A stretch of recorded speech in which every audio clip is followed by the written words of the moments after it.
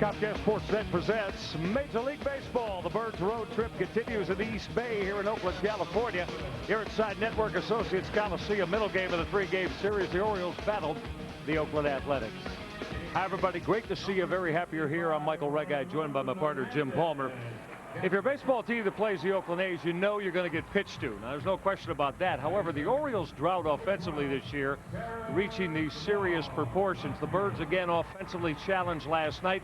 Jim suffered the very disappointing 2-1 loss at 12 innings, but not getting easier tonight because now they got to go face Barry Zito, who's dominated them going back to last year. Well, he really has. And of course, he dominated everybody last year, went 23-5, won a Cy Young Award. But right here, chance to win it in the top of the 12th. Mike Wood, the young rookie coming out of AAA Sacramento, makes a great play. Matos, who had been hit by a pitch, all the way to third base, doesn't score, and then Terrence Lawn leads it off with a double. It'll turn into a two-base hit and an error as Tim Raines Jr., who came in for the injured Matos, and overthrows the cutoff man, Davy Cruz.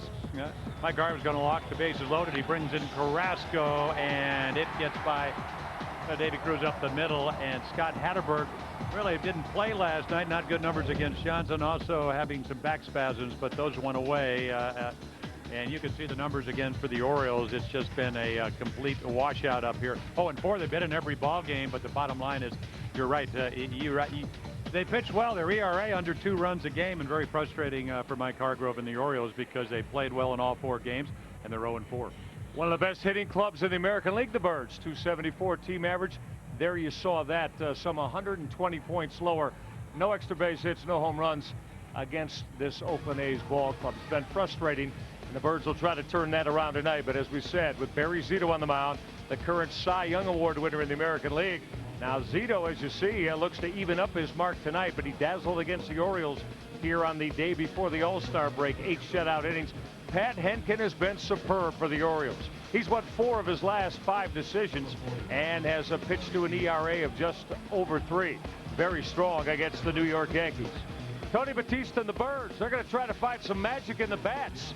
That magic hasn't been there against Oakland pitching all year long. The Orioles and the Oakland Athletics straight ahead. It's coming up next. The Birds start the night in 9 games under the 500 mark. Let's go quickly through Mike Hargrove's Papa John's O's hitting lineup. Brian Roberts, Davy Cruz, B.J. Surhoff go 1, 2, and 3. Surhoff swinging the bat well with runners at scoring position. Jeff Conine, Jay Gibbons, Tony Batista 4, 5, 6. Brooke Fordyce will do the catching, hit 7th. Larry Bigby's in left field, and with Luis Matos being hit by the pitch last night and not in the lineup, Tim Raines Jr. plays center field. Crisp and cool in Oakland. Magnificent night for Orioles baseball. Brian Roberts, first pitch swinging. Bullet line drive right at Terrence Long in left field. That's how this evening gets underway, as Brian Roberts lining out against the current Cy Young Award winner, as we said, Jim. And Barry Zito came into this year, for those with better than 50 decisions as a big leaguer, at 30 games over 500, 47-17. Yeah, he's had a marvelous career, 57-28 coming into tonight, and that's with 10 wins and 11 losses this year. It hasn't been that he's pitched that poorly. It's just they haven't really supported him with a lot of runs. At 4.55 over the course of his career, or over the course of this season. But last year, Michael, and on his way to going 23-5, they got almost 7 runs a game for him. Davy Cruz will slash that foul down above the Orioles bullpen in the seats. Cruz hitting out of the number 2 hole tonight. Davy, the 262 hitter. Again, Luis Matos hit by pitch last night. Luis stayed in the game running the bases, being thrown out at the plate. Cruz on the 1-2 pitch is skied to center. Former Oriole Chris Singleton's there to put it away. We've identified Terrence Long in left field, Chris Singleton in center field. Jim's going to take us around the A's Jerry's Toyota Oakland D. Well, Terrence Long, he's played center field, but he'll be in left field tonight. Got Chris Singleton with the Orioles last year. They went out and traded for Jose Guillen from Cincinnati. He's in right field. Chavez won a couple of Gold Gloves. Takata, a Gold Glover. Ellis Hatterberg, That's around your infield, and Ramon Hernandez swinging a hot bat behind the plate and catching for the A's. And B.J. Surhoff with a hot bat last night had a nice night, 2 for 4. One of those a double, couple of base on balls, and there's the big sky hook. Zito, well, really not that complicated as far as doesn't give you a whole lot of different arm angles, but he's basically a 4-seam fastball, changeup, curveball, but it's an awfully good hook. You don't see too many guys with the big overhand curveball. Even though we did see a guy, David Wells, used that pretty well in New York, even though the Orioles beat him the other night.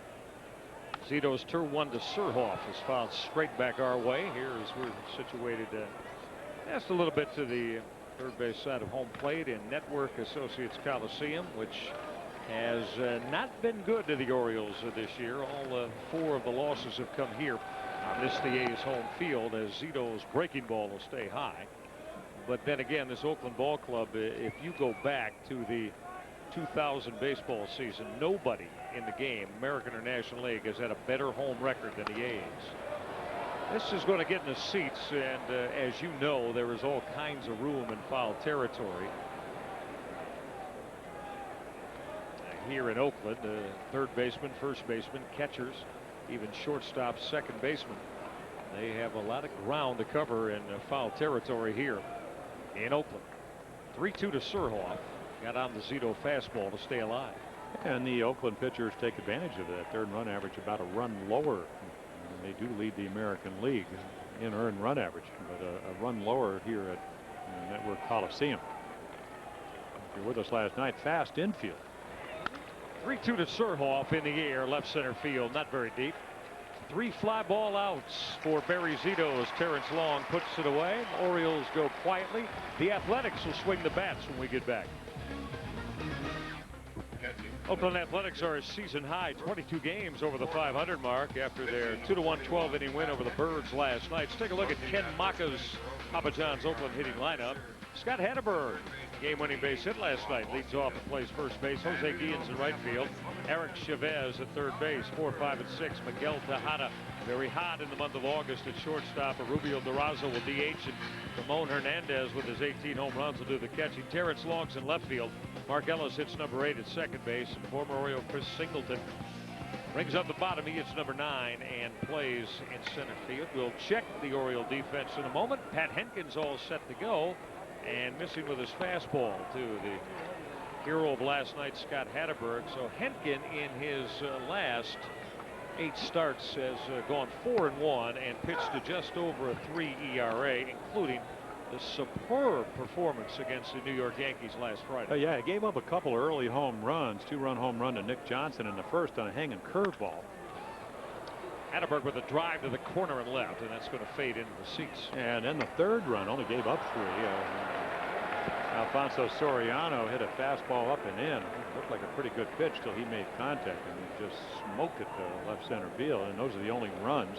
Davy Cruz with a double off of David Wells to plate the 4th run, and the Orioles hung on to win.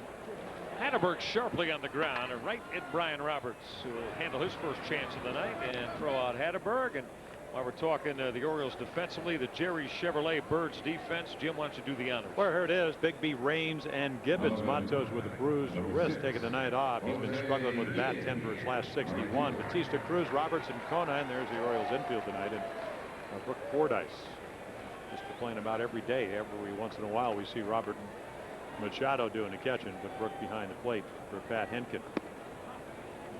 Jose Guillen had ruined this last night. He came over from the Cincinnati Reds to provide some of the power that Billy Beane and Ken Maka hopes will help propel the Oakland Athletics into the postseason for their 3rd consecutive year. And this is a ball club that perennially takes off following the All-Star break, and they have put together a pretty fine August once again this year. 8 of their last 10 they've won, and that coincided before Seattle's win last night, with the Mariners losing 6 in a row, and voila, Oakland made up 6 games in the American League West. Well, that they did. They did it by having a good East Coast. Nice curveball from Pat Henkin. They went on the East Coast tour and were able to play 7 games against Toronto and the Red Sox and end up winning 5 of those games, while the Mariners were really struggling, as you mentioned, with the 6 straight losses. Make it 3-2 now on Jose Guillen. Well, you know, it's kind of like baseball, where no lead is really that comfortable. Same thing with when you look at the standings. Seattle kind of winging along. They certainly respect Oakland because they won 103 last year and 102 the year before. The Henkin payoff pitch to Guillen. That ball is drilled right at Jeff Conine. A wicked line drive. Guillen couldn't even get the bat out of his hands. Absolutely smoked. As Jeff Conine said, it got on me in a big hurry, didn't it? Well, you know, after that plane ride from New York, you may not catch that ball last night, but tonight Niner all over it. A little information pitch for Pat Henkin. You don't want to be going back out there when the game's on the line. He hit that ball hard. 2 hits last night for Guillen. Here's Eric Chavez. Very talented left-handed hitting third baseman. So all the projections for Chavez have pretty much become reality. For here 4 years ago, he was being touted as the top prospect in the Oakland organization, and he has turned into a very fine two-way big leaguer, both offensively and defensively. Yeah, it's interesting. A lot of times if you read what the Oakland A's like to do, they like to go into the college ranks to get their pitchers. Mulder, Hudson, and Zito, who's pitching tonight, all out of universities. But Chavez, one of the best high school players, as was Giambi, second-round guy. Chavez, the number 9th guy picked in the first round. And then, of course, Tejada signed very young, and he was the most valuable player last year in the American League. So get him from all different venues. Pretty good breaking ball from Pat Henkin. He fanned Eric Chavez. Let's move to the second. No score in Oakland.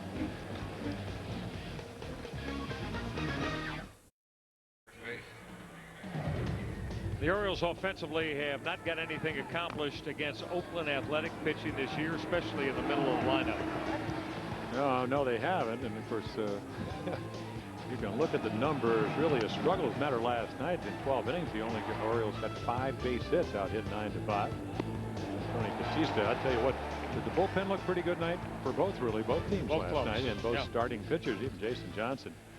Yeah, he only gave 5 hits in 7 innings. Jeff Conine first pitch swinging. Miguel Tejada to pick it. The throw is low, but speaking of picks, Scott Hatterberg to help Tejada. So Jeff Conine now 0 for 17 in this game number 5 this year between the O's and the Oakland A's. Take a look at the umpiring quartet tonight. The men that make the decisions. Larry Meals will umpire and call the balls and strikes behind the plate. Chris Cuccione, Steve Ripley, and Larry Vanover go first to third around the bases.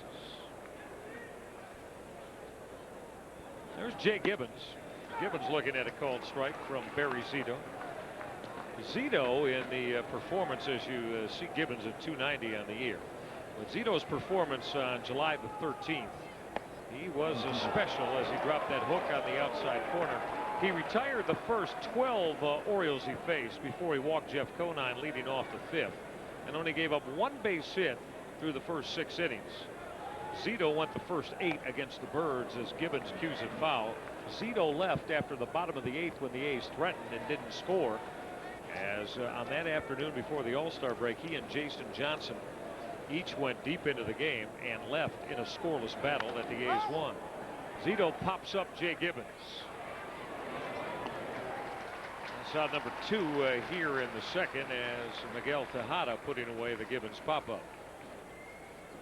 The Boston Red Sox winners tonight in the wild card battle with these Oakland A's as Jason Varitek unloaded a home run. Boston came back from a 3-0 deficit to beat Toronto. So right now it's the Red Sox that find themselves with the win this evening, right there with Oakland in the wild card battle.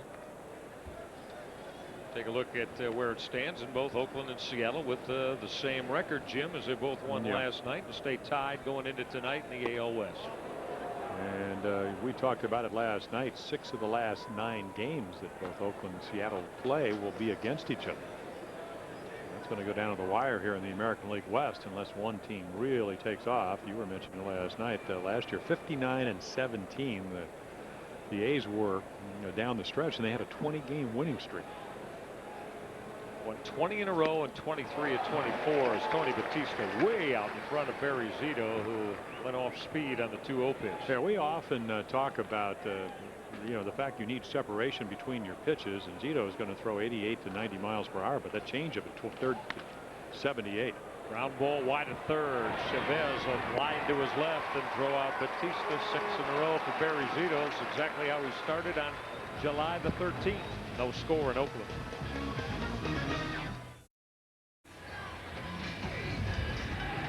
Last night, Luis Matos right there got hit in that left hand, left wrist area, and stayed in the game. Got thrown out of the plate, but Jim, fortunately for Matos, no break and no ligament damage.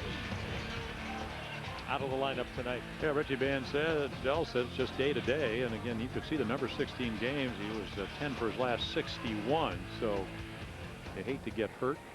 And you hate to get a night off, but it might be the best thing for him, maybe to take a day or two off, recharge the batteries, because it's been a little bit of a struggle lately.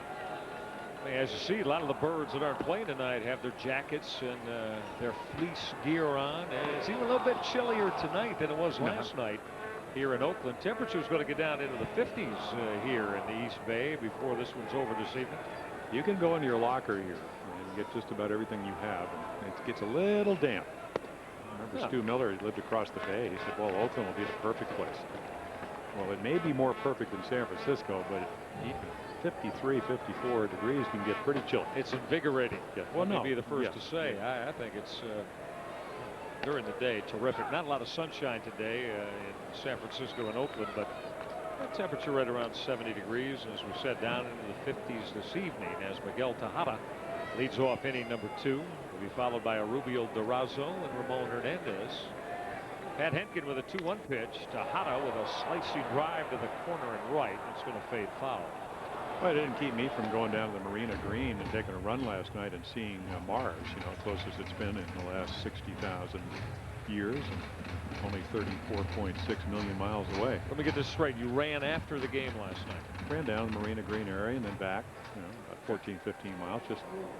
I thought I saw you out there. No, I wasn't running last night. I ran today at the gym, not last night. Didn't want to miss Mars.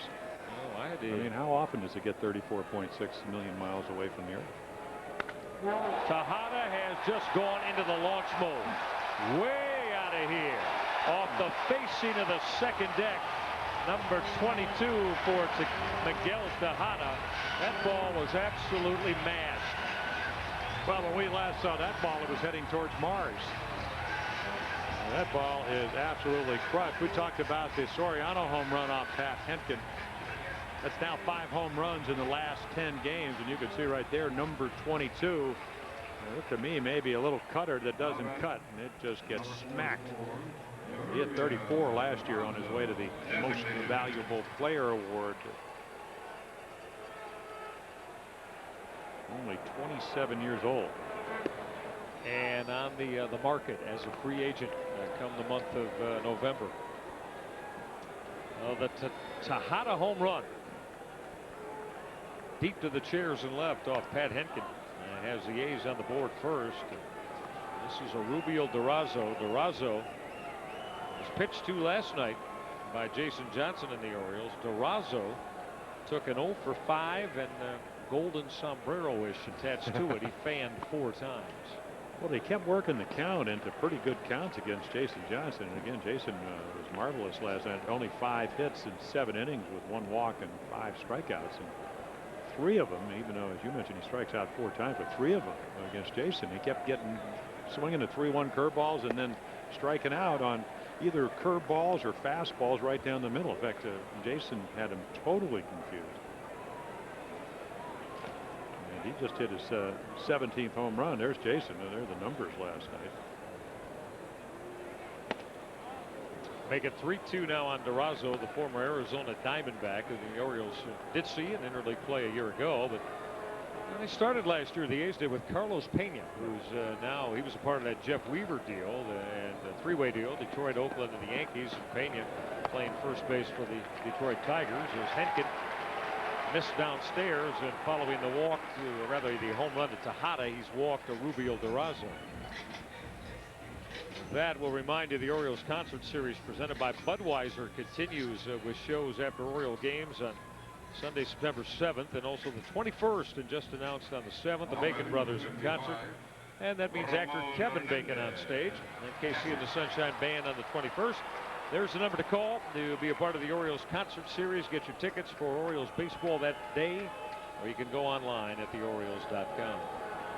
Well, how about the lineup that Ken Maka put out there? You got lefty, Hatteberg, Guillen right, then Chavez left, Tejada right, Durazo left, Hernandez right, Long left, Ellis right. So you go right back. So great balance in this lineup. And Durazo down at first base. There's Ken, and he knows that with Durazo he's not going to run, but he's a high on base percentage, guys. And Hernandez has just been red hot. Last 15 games, hitting .333 with a lot of RBIs, 16, and 4 home runs. 18 on the year. That's a career high. 2-0 to Ramon Hernandez. What the Orioles have been able to do, even contained within that 8-game losing slide, and now the Birds have dropped 3 in a row after winning the 4 on the heels of the 8-game skid, is get solid starting pitching and quality starts. 32 quality starts in the last 51 games. Hernandez will lace a shot to left. That's a base hit. Durazo will stop at second. And Pat Henkin has not been able to get an Oakland hitter out here in inning number 2, and it's going to prompt a visit from Mark Wiley. Well, one of those nights is Hernandez is going to jump all over Pat Henkin right here after the home run, then the walk, and he tries to get the ball away. Just one of those nights when it doesn't appear that he has real good velocity, 86, 87, where he's been 88 to 89. So it's not a good night for an Orioles starter not to have a good night, because Groom, Leitenberg, Ryan, Parrish, and Carrasco pitched last night. Only Ryan and DJ doing a terrific job, pitched 3 innings, so bullpen's not exhausted. Last night everybody was exhausted because of the plane ride, but one of those nights where Pat Henkin, as you mentioned, out of his last 8 starts, 7 quality starts. He's been able to figure it out. But this team, they've been averaging about 7 runs a game. They've gotten very hot with the bats. As Terrence Long looks at a called strike, it was Terrence Long who propelled a 3-run home run off Pat Henkin back here at the Coliseum on July 12th. That was a middle game in the 3-game series that the A's swept. So Long unloaded the 3-run home run off Henkin, and one of his 14 on the year, and it gave the A's the lead. Orioles did get 3 runs. 3 of their 4 runs they've scored came in 1 inning in game 2 of that series. It was against John Halama.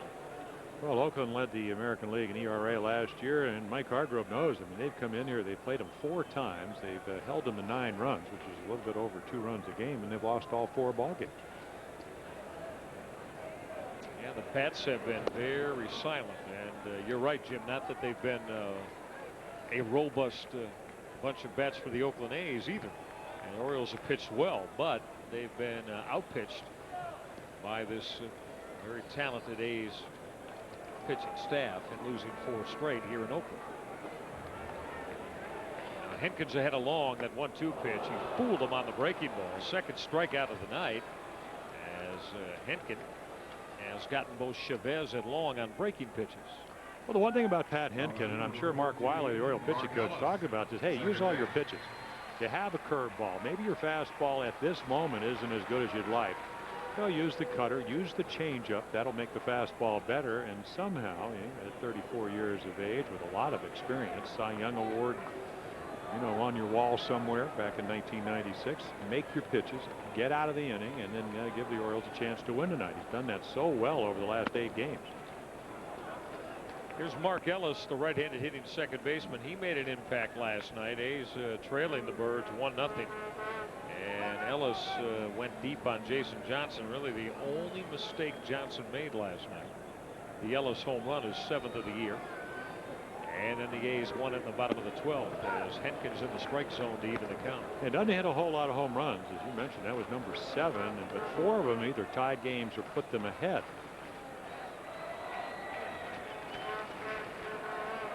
Oh, a real good defensive second baseman.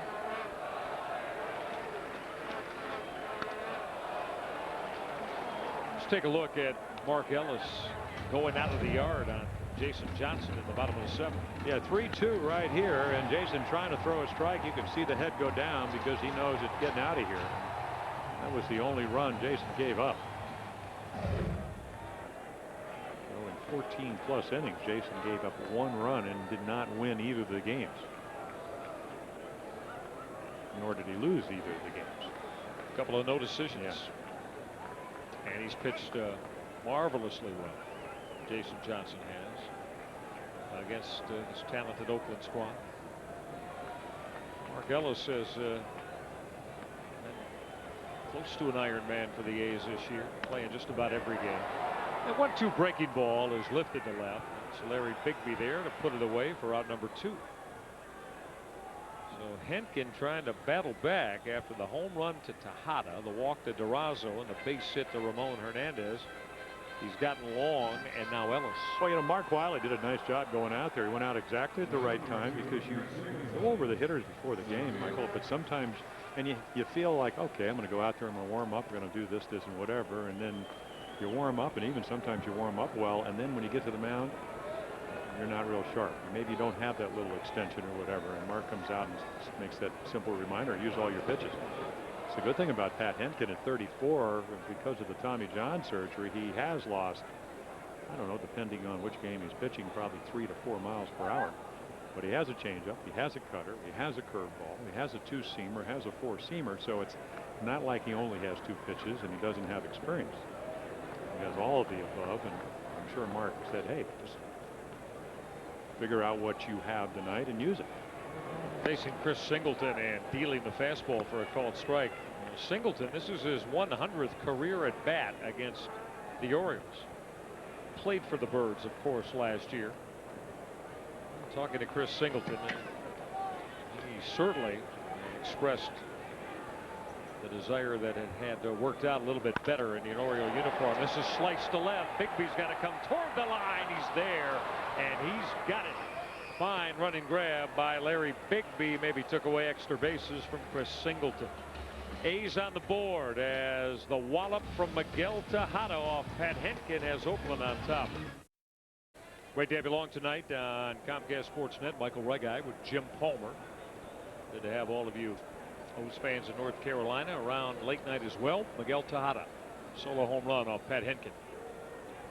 As the A's on top of the Birds, as Fordyce will lead off inning number 3 against Barry Zito, who, as we mentioned, retired 12 Orioles in a row in his start here in July before the All-Star break to start the game, and he's retired the first 6 tonight as Fordyce fouls it out of play.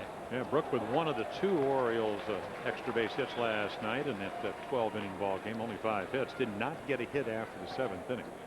That's how good the Oakland A's bullpen was last night.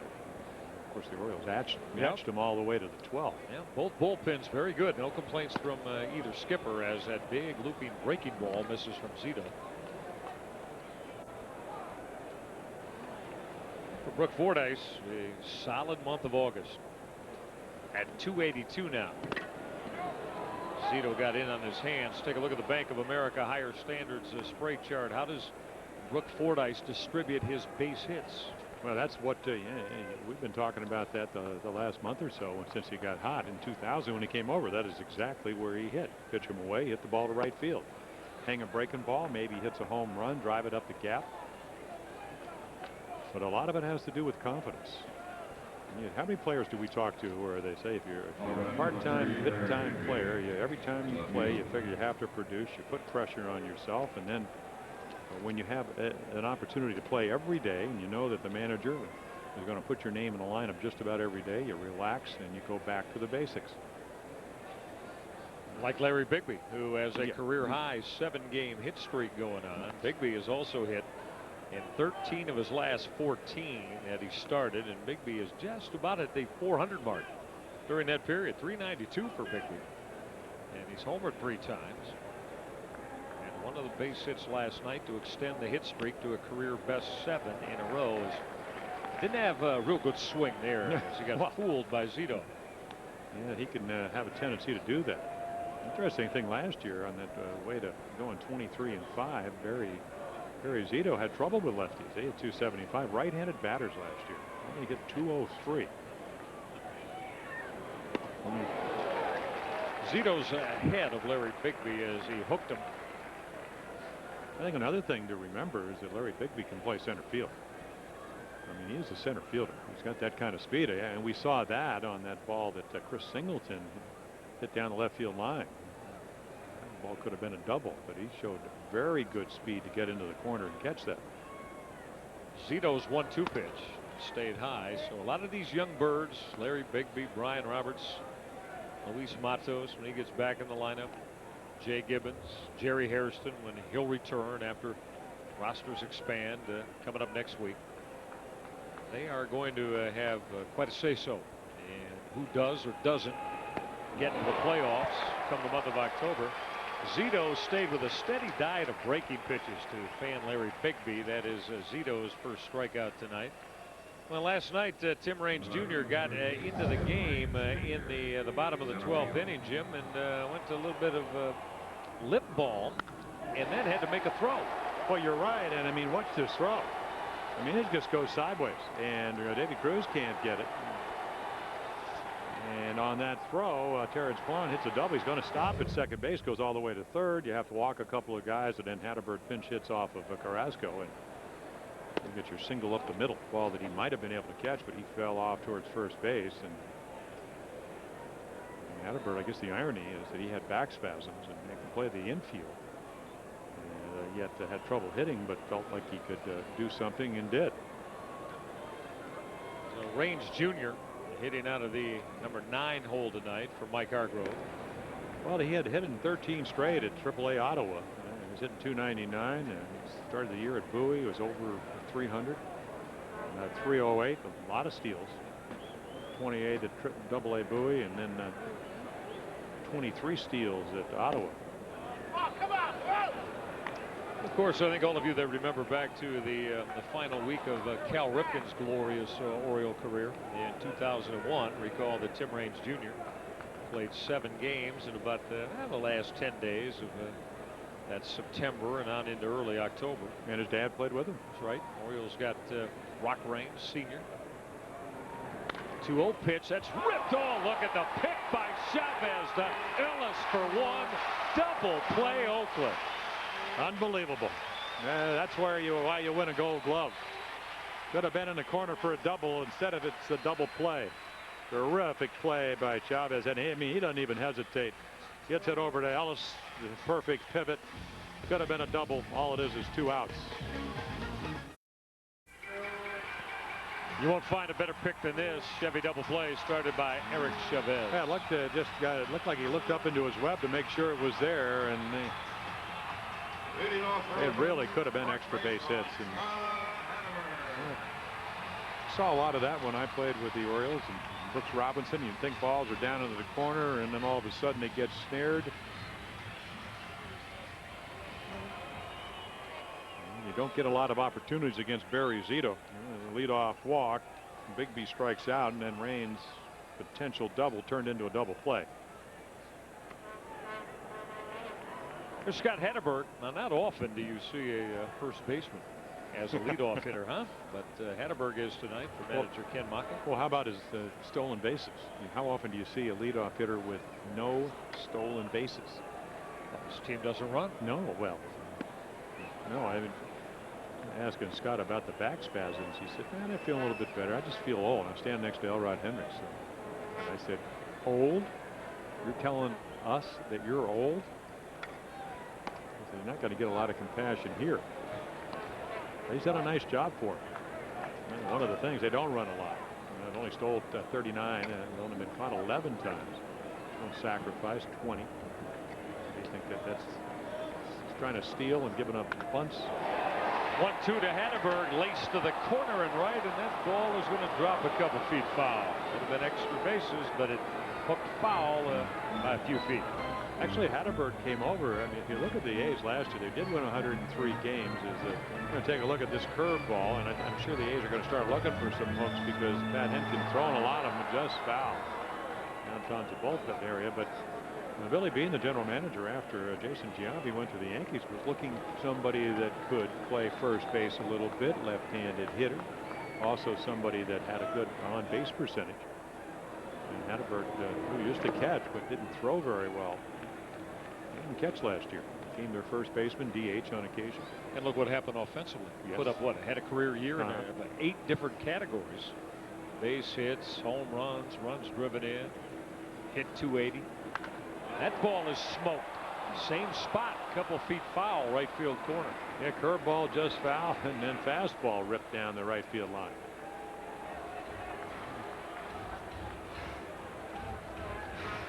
Okay, let's see. Curveball almost a double, fastball almost a double. Let's maybe have to turn one over. He has proved he can hit the high curveball and the fastball up and in, at least in this at bat. Where does Pat Henkin go now to Scott Hatterberg? That 2-2 pitch. Drive to left. Bigby's got room back on the edge of the track to haul it in for out number 1. With that, we will remind you on this Wednesday night in Oakland that coming up Saturday, September the 6th, you're going to want to be at Oriole Park. Get your orange and black on. Maybe the Ripken number 8 jerseys, because Cal Jr. is going to be inducted into the Orioles Hall of Fame. Prior to that night's 7:05 game against Seattle, enjoy the memorable pregame ceremony. It's all presented by your Baltimore area Chevy dealers and Care First. And the good thing is it's 8 years to the day that Cal surpassed the Iron Man Lou Gehrig. So call the number you saw on your screen or go online. Ground ball up the middle. Roberts will make the off balance throw, and a fine play to get Jose Guillen. Roberts going to his right in front of the bag at second base. Well, Brian struggling offensively over the last 4 or 5 days, but not with the glove. Has not elected 0 for 14 at the plate. Real nice play.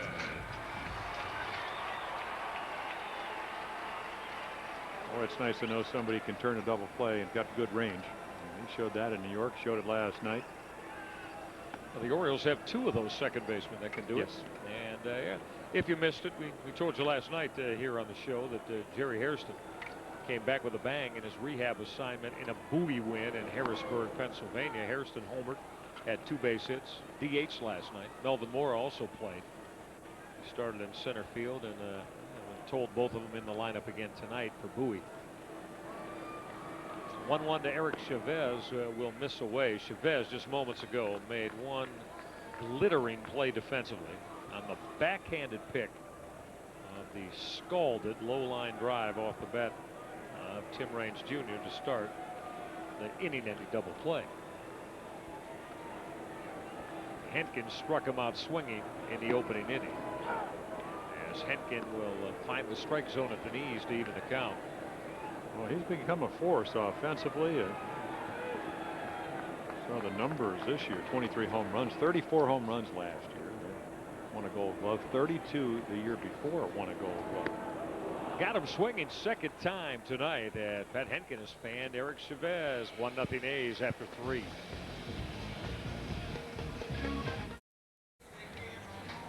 The difference maker so far through the first third of this one, Miguel Tejada. Let's get our Aflac trivia duck in here, shall we? Which 2 American League players had more RBI than Miguel Tejada last season? I think we've talked about this a few times. Stay in that same position for one of them. Yeah. There's your hint there, and but we have discussed this. Only 2 American League players with more RBI than Miguel Tejada, the MVP from the 02 season. So you think about that, and we'll come back and discuss it in just a bit here as Brian Roberts leads off inning number 4 for the O's against Barry Zito. And Roberts hit the first pitch he saw tonight on a line, and right at left fielder Terrence Long. Looking at a called strike from Barry Zito. We just mentioned a moment ago the rehab assignments from last night from Jerry Hairston and Melvin Mora, and Kevin Behan, the Orioles fine manager of baseball information, by with more information. On the ground behind the bag at third off the bat of Roberts for Eric Chavez to throw him out. Jerry Hairston played second base tonight, had a base hit in 3 trips. Melvin Mora was in center field for Bowie this evening. Neither one of the O's on rehab assignment played the entire game. Mora had a base hit in 4 trips. Bowie a loser tonight. Harrisburg got him 6-3, but Hairston and Mora have now completed a couple of games on their rehab stints. Rosters expand. What's today? August 28th? 27th. Rosters expand. The Orioles have an off day actually on Labor Day, September 1st. So when they get back against Oakland on September 2nd, could possibly have, might take a little longer than that for Hairston.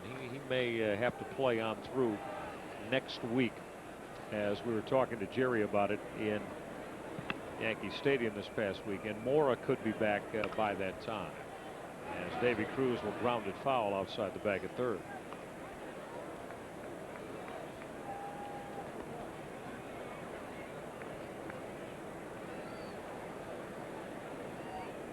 The Orioles trying to get off the schneid against this Oakland ball club this year. Without a win in the first 4 games. Towering fly ball deep to the corner and left. If it stays fair, and see you later. Get off the schneid, huh? Davy Cruz just provided to tie it up at 1 apiece. That breaks a scoreless run of 10 innings in a row that the Orioles had been stymied after putting just 1 run on the board last night. Number 14 for Davy Cruz took Zito deep to the seats in the corner and left. And that's going to be a career high for Davy Cruz. The 13 for Detroit, 90-99. Not only does it tie up the game, but he is on the board for the 14th time, which is more than any other season. Davy gets a 2-1 fastball. Hitters count and takes advantage of it. That the Orioles, it's only run number 5 in 44 innings of offense against Oakland this year. The first Oriole home run of the season against Oakland pitching, and only their 3rd extra base hit. Zito's breaking ball, a beauty to B.J. Surhoff. The pitch, he always had that pitch. Of course, coming out of the University of Southern California, fastball, curveball guy, but he's come up with a changeup the last couple of years. And it's really made him more effective. He works very quickly as well. I mean, he gets a baseball and he's back on the rubber, and he's looking into Ramon Hernandez to go right back to work. Maybe about what? Put a clock on him. 7-8 seconds between pitches. Surhoff on the ground right side. Ellis will throw out B.J. Surhoff for out number 2.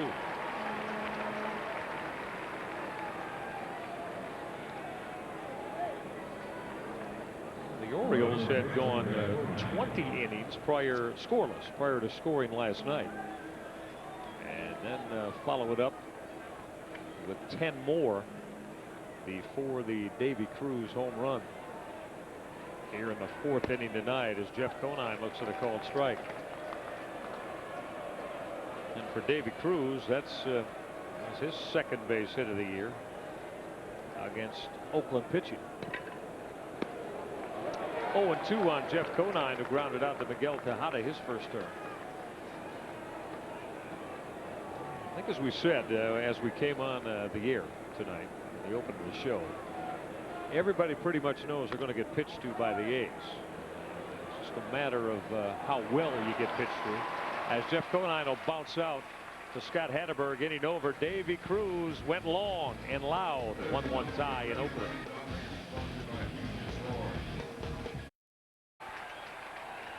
One tie here in inning number 4, as the Oakland contingent looking on as Miguel Tejada will lead things off.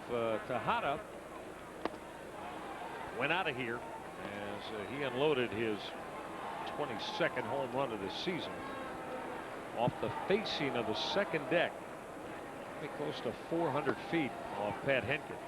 Tejada had last night had a run of 6 consecutive multi-hit games snapped. He has hit in 8 in a row now. Of course, we mentioned last night about Ironman status too for Miguel Tejada. 565 games in a row, and he's moved into 23rd place on the all-time consecutive games played list. And all he's got to do is play every game until 2016, and he will pass the Orioles' great number 8, Cal Ripken Jr. That's all. 2016. So we take a look at a Bank of America higher standards profile of Miguel Tejada. There was the MVP year a season ago, and probably not going to get close to the 131 RBI, although a real hot September would get him somewhere in the neighborhood. Well, he hit 375 with runners in scoring position last year. He's hitting 100 points lower this year. That'll do it. Tejada going the other way, and that soft line drive is picked off by Brian Roberts for out number 1. Another interesting factor, and Chavez, his third baseman teammate, said, you know, hey, he came in this year at 268 lifetime as a batting average, so he had a career year last year. Doesn't mean he can't still have a very productive year, because he is, but it may have been an aberrational year where everything came together. Zito's the same way. Anytime you go 23-5, you can't expect to do that. I don't care how good you are, year in and year out. Everything has to go well to have those kind of numbers as a pitcher or even a hitter. Rubio Durazo drew a walk his first turn against Pat Henkin. As there's the Henkin sinking fastball for a called strike. I think that visit that you described from Mark Wiley with regard to using all your pitches until maybe you feel more comfortable with the two-seamer paying dividends for Henkin. He doesn't have a great fastball tonight, but he's been around long enough, and we know from watching him he will never lack enthusiasm for doing what he wants. You know, a lot of trade rumors that with Oakland maybe needing a pitcher because of the injury to Mark Mulder, who apparently was here yesterday and probably here tonight. Stress fracture of his right hip. Actually, I guess it's femur, so he's got to rest for 2 or 3 months. Most, from what I understand, definitely out for the year. But Pat Henkin, PJ Surhoff, when we got on the plane, said he might be pitching for the A's on Wednesday night. Orioles Executive Vice President, Baseball Operations, Jim Beattie, here on the western swing of the road trip as Henkin wanted the inside corner to Durazo. But yes, a lot of conversation generated around the newspapers here in the Bay Area and also on the A's flagship radio network with regard to Pat Henkin in this start possibly being an audition for the Oakland Athletics, and to which Henkin was asked about 2004 as an Oriole, and Henkin said, bring it on. He said, I want to stay in Baltimore. I love Baltimore. What's not to like? He said, you got a tremendous manager, Mike Hargrove. Really likes working with Mark Wiley. Likes his teammates. And he said the coaching staff is great. Prefer to stay as an Oriole, but also realizes that it's business, and he is now a shall we say a middle-aged veteran starting pitcher at 34, soon to be 35 years old. And it's really a big story. I mean, 2 years ago, probably a couple of weeks ago, had that Tommy John surgery, and last year tried to come back and just really wasn't ready to pitch. A lot of people, I guess they can make a little bit quicker comeback, but maybe the age has something to do with it. But usually said it takes 2 years, and the velocity got better. You had an opportunity because of trades and injuries to at least show everybody what he can do. I think he made a great point. He said that whether the A's are interested in you or not, he said every start's an audition. You're auditioning for your manager or your pitching coach, your teammates, scouts, your parents, your wife, yourself, and whatever. Know one thing about Pat Henkin, he really approaches the game the right way. It's all about baseball as he misses down low with the 3-2 pitch, and Henkin has walked a Rubio Durazo twice here tonight. All right, let's finish off our Aflac trivia question now. Which 2 American League players had more RBI than Miguel Tejada last year? The shortstop clue, I think, would be lead you to Alex Rodriguez. Now, do you remember the other one, Jim? No, I don't. You do not. Giambi? Jason Giambi, that's your guess? Mags Ordonez. The man who was not even on the 40-man roster. Left off the 40-man roster, not in recent years, but early on in his career with the White Sox. He and his White Sox teammates are punishing the baseball. They beat the David Wells and the New York Yankees tonight after they beat Roger Clemens 13-2 last night, 11-2 tonight. Yankees had a 2-0 lead in the 4th, and the White Sox scored 7 times. Frank Thomas, another home run tonight. Robbie Alomar, his return to New York City went deep as Henkin will miss down and in to Ramon Hernandez. So that's what, 24-4. What do you think is going on in Tampa? Watch out for the White Sox now. You know, I'm telling you, because they've got the veterans offensively, as you see Tampa Bay on the Travis Lee 2-run home run leading Seattle. Of course, they like that here in Oakland in the 4th inning at Safeco Field. 1-1 pitch to Ramon Hernandez will miss the outside corner from Henkin. And all the offensive weapons, Frank Thomas, Maglio Ordonez, Carlos Lee's having a big year. Robbie Alomar and Carl Everett, Paul Konerko started to pick it up. Joe Creedy's swinging the bat. If they get in the postseason and get pitching, they could make some noise. Well, they got Burley and they got Cologne. I mean, they get on a roll. Yeah, Loaiza's got 17 wins. So you got 3 guys that match up pretty well. So right now, the wild card's so unsettled. The White Sox are starting to really bring it strong as the leaves of September will begin to fall here in a few days. Pat Henkin trying to get Ramon Hernandez to the walk to a Rubio Durazo. And the 2-2 pitch. Downstairs, says Larry Meals, that home plate umpire. There's no low strike tonight. And, you know, last night Larry Vanover had the wandering, moving strike zone. He got a little bit better as the game progressed after Mike Hargrove came out. And there's your forward. You make the call. And it's not going to get you a whole lot of pitches putting your hands up, but sometimes you do get a little bit frustrating. There's Larry Vanover down at third base. Larry Meals, I mean, at this point, when we're here in the 4th inning, I mean, this is, you know what the strike zone is. It's not a pitcher's strike zone. Even though there's only 2 runs scored. It doesn't mean he's a bad umpire by any means. It's just that he makes you throw the ball over the plate. He's not giving you the borderline pitches. Is that what you like as a pitcher? No. But you got to deal with it. I still don't think when you get a 3-2 count or whatever, the hitters are going to trust him. They're going to still be expanded. Durazo on the 2nd straight pitch was moving on the 3-2 to Ramon Hernandez, who again fouled away. So not much speed with the Rubio Durazo, but Ken Maka with 1 out here in the 4th inning of this 1-1 tie, starting him on 3-2 pitches. Well, you force the defense to, if there's a strikeout, to you know, cover the base, and of course somebody eventually, because he's going to be moving, has to cover, and if you make contact, you may get somebody a step or 2 out of position. And if you're Pat Henkin, you know you have to be deliberate and make sure you throw a strike, and if you're Fordyce, you got to frame the pitch. And again, bounce foul as again Durazo moving.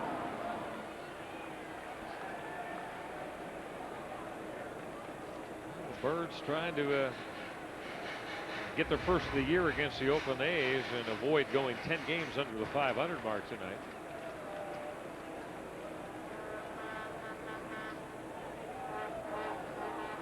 Well, they need an expanded roster. They need to get Segui back to be on the bench. They need a healthy Melvin Moore. Fly ball right field. Plenty of room for Jay Gibbons. Again, Durazo was going on that 3-2 pitch, so he'll get back to the bag at first as Hernandez flies out to Gibbons. Let's take a look at a Manchester Technologies pitch count for Pat Henkin. He's through 3 2/3, so the pitch count a little bit high for Henkin as he's thrown 75 in 3 2/3. Yeah, it's real high. And again, he doesn't have great stuff tonight, so he's trying to somehow get himself into the 6th inning with a minimal amount of runs. You can see it right there. Yeah, shot in the seats. I mean, his fastball 86, 87. But again, that's an information pitch. If you keep it out of the middle of the plate and you get the ball up and in, they're usually going to pull it foul. Now that same ball in the middle of the plate's a double, because nobody plays down the corner.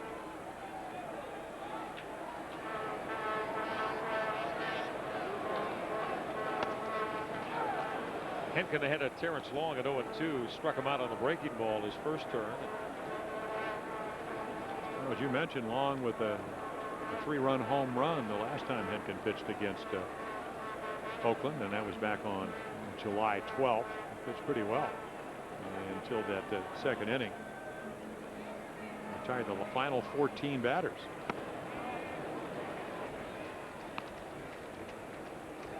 Yeah, talking to Pat, he'll tell you that he felt that that start we're speaking of against the Oakland A's right before the All-Star break kind of got him back on track.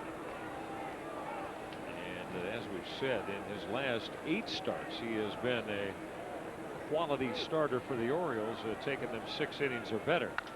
Hit and run baseball executed beautifully. Base hit left center field. Terrence Long. Durazo motors over to third. He was moving down the pitch, and Long stroked the line drive base hit to left center. Well, Jeff Conine playing behind Rubio Durazo, so even though he had all those false starts and all the foul balls, Ken Maka just let him go. And then Long, 4 hits up in Toronto. You can see goes out and gets a good pitch. Very much like the double, except he doesn't find the gap. First and third now with a couple of outs. For last night's hitting hero, the Orioles would have won 1-0 in 9 innings if it wasn't for Mark Ellis. So that's 7th inning home run off of Jason Johnson.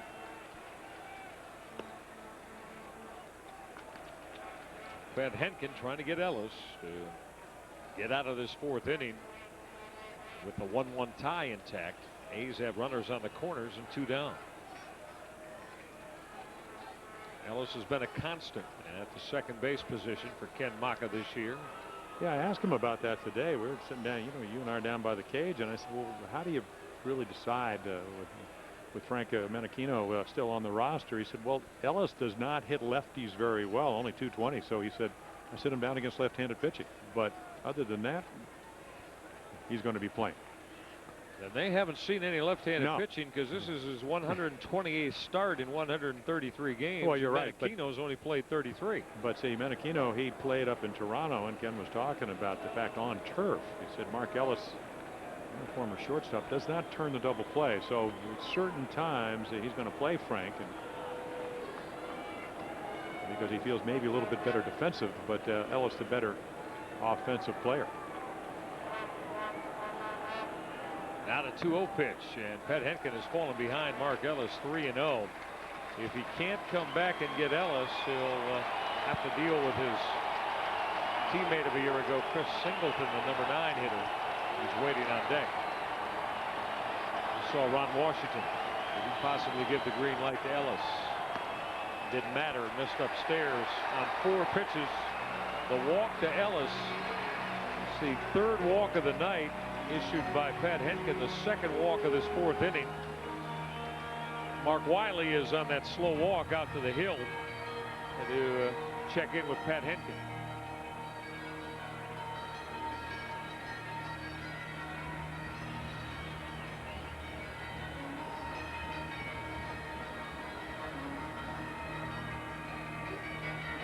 Oh, just a little conversation there. Oh, man. What do we want to do with Chris Singleton last night? You had a base hit off of Jason Johnson. They certainly know all about Chris Singleton. If you were with us last night, we were talking about last year. He had a big three-run home run off Mark Mulder the time the Orioles were out here. Has trouble with breaking stuff, but if you stay in the middle of the plate, thigh high and whatever, occasional power. Only hit 1 home run now in about 264 at bats, but certainly gap power. Bases loaded with athletics, as you see. Rubio Durazo, Terrence Long, Mark Ellis with 2 down here in this 1-1 tie in the 4th. Pat Henkin got Chris Singleton, but Larry Bigby had to make a fine running catch toward the line and left. Slow breaking ball that missed away. Singleton got off to the absolutely abysmal start last April, having all kinds of troubles, as Jim just said, with the breaking ball. He did rebound. They hit .350 in the month of May, and during stretches settled in as a solid everyday center fielder. And Pat Henkin has now missed with 6 in a row to fall behind Singleton 2-0.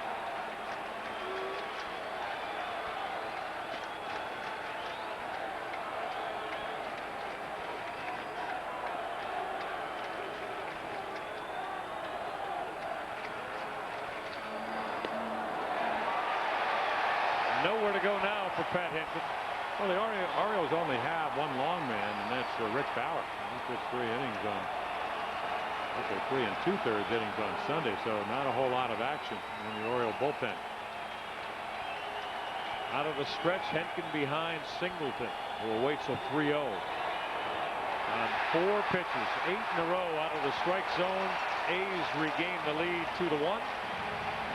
Durazo to the plate.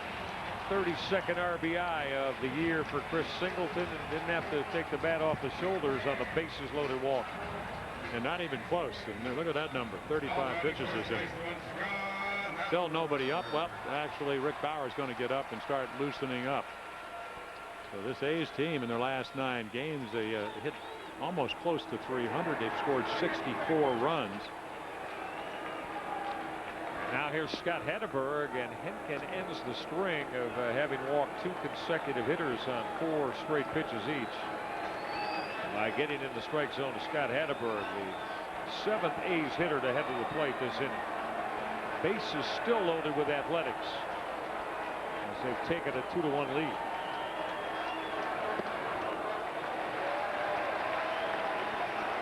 See Pat Henkin maybe a little bit visibly upset with himself.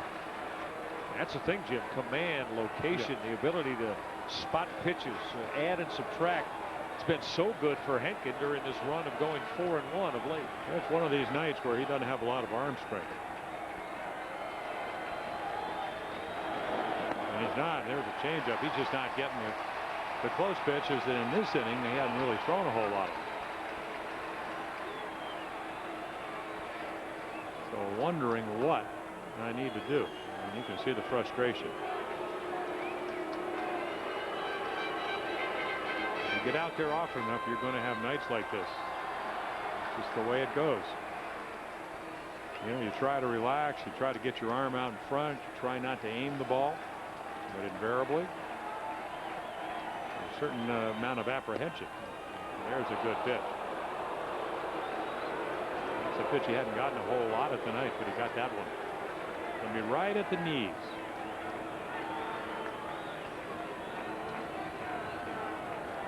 Henkin's gotten even with Scott Hatteberg at 2-2 with the bases loaded and 2 down here in the 4th.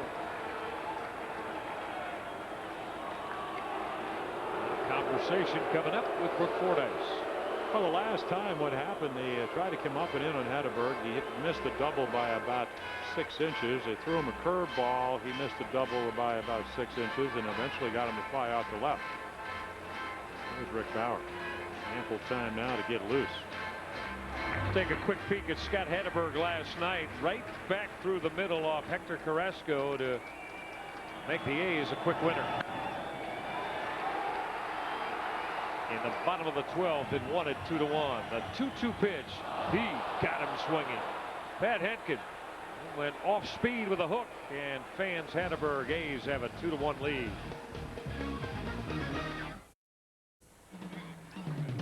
Got Go Direct Baseball highlight time. Oh, the Orioles have gone 10 innings without a run, going back to the 5th last night until Davy Cruz went large on Barry Zito. Their career high 14th home run. And Geronimo Hill got him last year. A similar pitch. Davy Cruz, there's your 1 run, but the A's come right back on a bases loaded walk off of Pat Henkin. Barry Zito. Maybe that'll open the door for the Orioles. Have to find out against his tough customer Barry Zito, as Jay Gibbons, who popped out to Miguel Tejada his first turn to lead things off. Tony Batista and Brook Fordyce to follow, with the Birds down a run here in the 5th. Zito trying to get back to the 500 mark tonight, but as we said, entered this year 47 and 17 lifetime. The best winning percentage all time of any pitcher who had more than 50 decisions. Mark Ellis to throw out Jay Gibbons easily to open up inning number 5. And against the Orioles, this is the 8th start. He's got a 2.17 ERA coming in, yet he was only 3-2. So I still remember, I think when Chuck McElroy got a start late one year, he beat Barry Zito 2-0 at Camden Yards afternoon game. Yeah, split doubleheader in September. There was about 400 people there. Exactly. That was the year that Barry Zito came up. He went 7-4 back in 2000. Davy Cruz home run also ended another string against the big three of the Oakland staff. 1-0 to Tony Batista in the air to shallow center as Mark Ellis will take care of the Batista shallow fly ball for out number 2. With that, we'll remind you, if you've got a taste for some of the finest food in Baltimore, Eurasian Harbor blends the best of European and Asian cuisine into a fabulous feast of taste. Eurasian Harbor. Now, it's an Asian bistro and sushi bar, Pier 5, Baltimore's Inner Harbor. Steve DeCastro and his fine staff will take care of you. Valet parking available. Go on and see them. Tell them that we sent you to Eurasian Harbor. Cue shot right side off the bat of Brooke Fordyce. Easy chance. Mark Ellis, who is involved in all 3 chances, halfway home in Oakland. Barry Zito and the A's lead it 2-1. Birds trailed the Oakland A's 2-1. Michael Reghi with Jim Palmer. Great to have you along tonight. Appreciate you staying up late back on the East Coast. Pat Henkin gave up 1 run in the 5th inning, but got out of a bases loaded jam as Jose Guillen, first pitch swinging in the air up the line and right. It's going to drop safely as Jeff Conine and Brian Roberts couldn't get there. Yeah, Guillen 23 home runs with Cincinnati, 5 solo home runs here, and they're the numbers right there for the Oakland A's. He did another bat. Jermaine Dye actually gave him for them a pretty substantial 3-year contract, and he separated his shoulder. He's out on rehab, so I don't know when he's going to be back. Free swinger though. He's got 5 walks now and 101 at bats, so he's not up there to walk. Davy Cruz like in that regard. Yes, but with more power. 1-1 to Guillen. That's a called strike from Pat Henkin. So got to watch the Henkin pitch count now, because he threw 40 pitches in inning number 4 and only gave up a run. Yeah. Ground ball to the hole. Cruz will backhand, off balance throw. Not going to be a time to get Guillen. Effort was there by Davy Cruz, but just couldn't get enough on the off balance throw to cut down the speedy Guillen. That curveball out of the box gets you going if you're a right-handed hitter. Last night, Guillen with a couple of base hits back up the middle. Batista can't get it. Nice play by Cruz. Look at the accuracy, and Jeff Conine coming up because he knows he has no play. Fordyce, he's trying to get behind first base in case there's an overthrow, so he's hustling down. There's Eric Chavez. Chavez, Pat Henkin has fanned them twice tonight, both swinging. And he's ahead of him as Chavez chased the pitch up and away.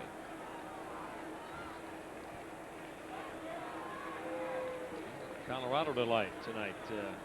Ex-Orioles Sidney Ponson with a 6-1 lead on the Colorado Rockies for the San Francisco Giants as he went 8 innings. This is popped up. Batista may have room, racing toward the Oakland dugout, and Tony's not going to come up with a baseball. Well, real nice effort. We talk about how far you have to go, and with the left-handed hitter, I mean, he's off the line, so he has to even go farther. He's got it tracked, and then I don't see this very often, and just out of his reach. See more when the Raiders play that type of action here at Network Coliseum. They say, you were mentioning it. See the yard markers out in the outfield here. That'll get in the seats. Yeah, Raiders have played a couple of preseason games already here in front of their rabid fans. Well, as a matter of fact, we were talking about we were talking about that they asked for what, $856 million, got a $34 million reward today. Al Davis. Yes, Al Davis and the Raiders. 0-2. That's chopped off the plate. Only one play for Jeff Conine as he'll beat Chavez to the bag. Guillen to second base on the Chavez topped bouncing ball to Conine. Ken Maka was talking about productive outs. I'm sure that Eric Chavez wanted to do a little bit more right there, but that roller does, with now 1 out, get Guillen into scoring position for a very hot hitter.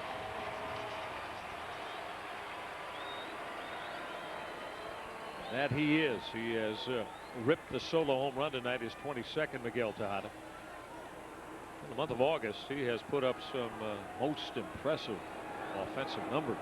Well, when you're for 17 for your last 33 and 5 of them are long balls. I mean, what a story. Yeah, he comes from the Dominican Republic, house, one of 11 kids. Never house washed away when you're 3. Mom dies when you're 12. And you work in a pants factory, pressing and cleaning. He's going out of here again, deep to left center, and Miguel Tejada with a 2-run shot. Deep over that auxiliary board. Real hot spot tonight for Pat Henkin. Tejada with his 2nd of the night, his 23rd of the year. He's driven in 3, and the A's bump the lead to 4-1. So now make it 6 in the last 10 games. I thought I was going to go a little farther off the top of the board, and it's a home run here at the Coliseum. And they double that 2-1 lead, make it 4-1. 7th time in the hitting career of Miguel Tejada as an Oakland A that he's homered twice in the same game. And the A's now bump the lead to 3. And normally we've seen the Orioles stage comebacks and this not be a problem at all. And the Birds have done it repeatedly time after time, and they would like to be able to do it again tonight. It's just that the way the offense has gone this year against the Oakland Athletics, boy, a 3-run lead seems like about a 10-run lead.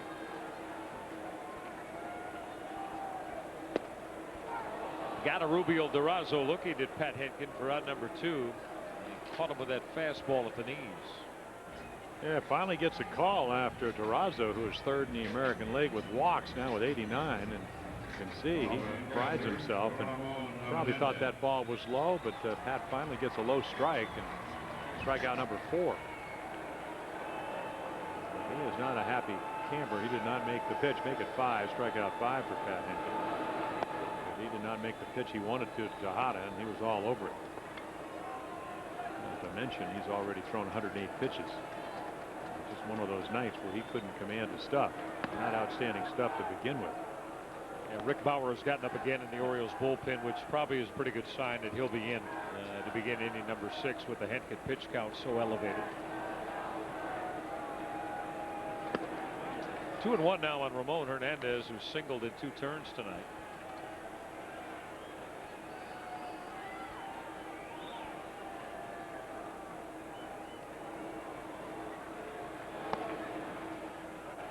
Miss downstairs. 3-1 on Hernandez. Michael, you get in the 4th, 3rd, 4th, 5th innings on nights like that, you feel like you're already pitched about 9 innings.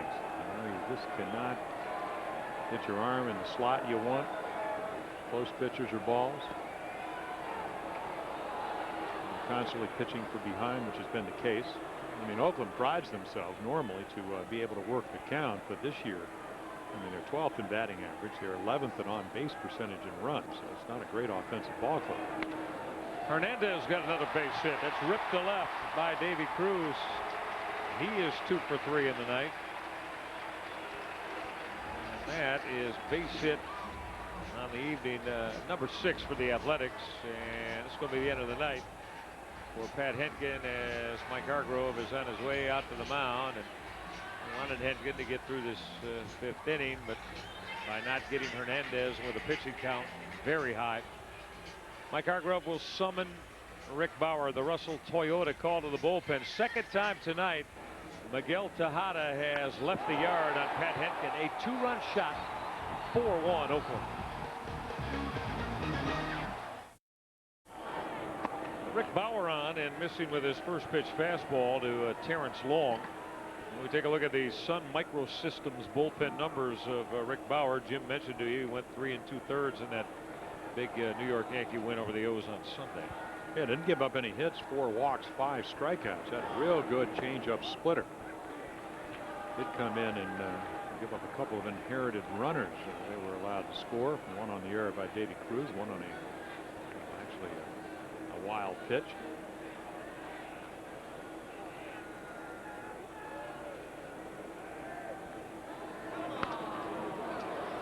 It's going to get in the seats over the screen off the bat of Terrence Long, who on the night has executed a hit-and-run base hit his last turn at the plate and went 1 for 2 against Pat Henkin. Well, Henkin only able to get through 4 2/3 tonight. There you see the line. Couple home runs to Miguel Tejada. How many pitches was it? 108? 108. 108 pitches in 4 2/3.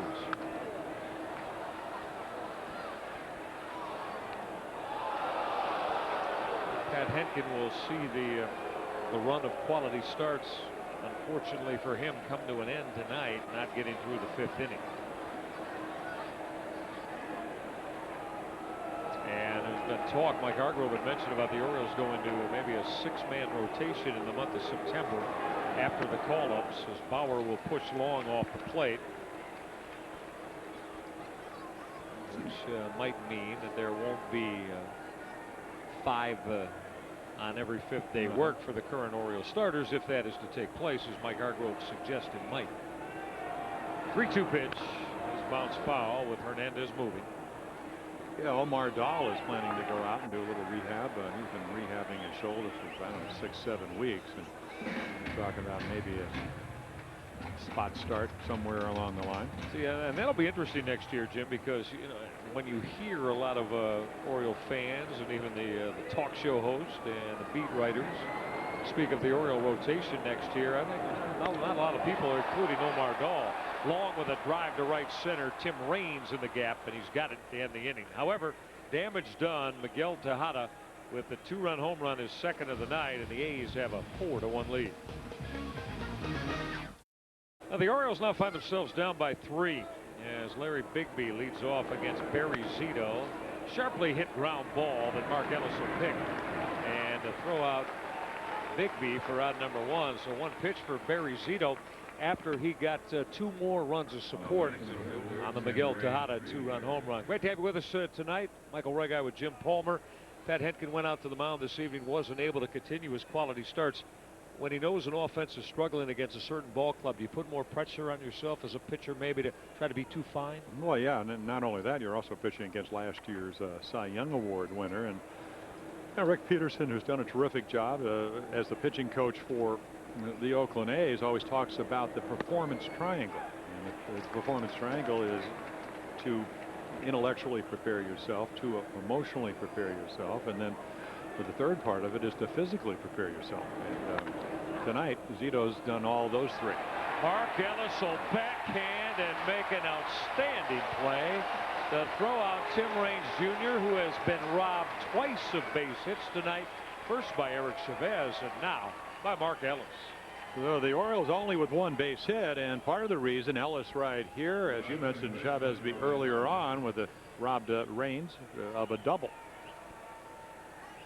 So fine play by Mark Ellis, who last night tied it up in the 7th inning, where the Orioles win that one 1-0. So you're getting a chance to see this A's team for the first time all year, 22 games over 500, and as you mentioned, Michael, they've won 8 out of 10 games, and pretty tough trip going up to Toronto, playing on the turf, playing the Red Sox, and they win 5 out of those 7.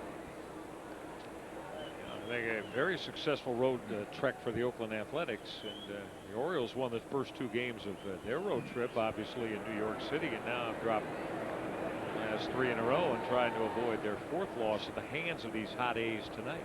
You get the feeling if you're pitching against Barry Zito, even though he's 10-11, I mean, his ERA is 3.38.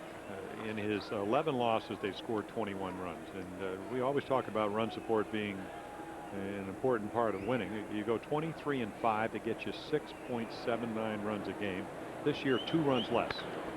Ground ball wide to third. Look at Chavez whirling to throw out Roberts. Another very, very fine play by Eric Chavez. Birds stymied and trail at 4-1. Another outstanding play, Pennzoil protection style from Eric Chavez at third base. Well, back-to-back Gold Gloves, and we're seeing why tonight. Great range, a real strong arm, right on the money over to Scott Hatteberg. Good pitching, and the A's have that. They lead the American League this year. I mean, they're coming in tonight, 355, 368 last year. That was the league's best the year before at 359, and then the 2 years before in third place. Mark Ellis looking at a called strike from the Orioles' 26-year-old right-handed reliever right here out of California, Rick Bauer. Ellis 0 for 1. Plus a walk tonight, but a couple of fine plays at second base behind Barry Zito's one hitter through the first 6 innings.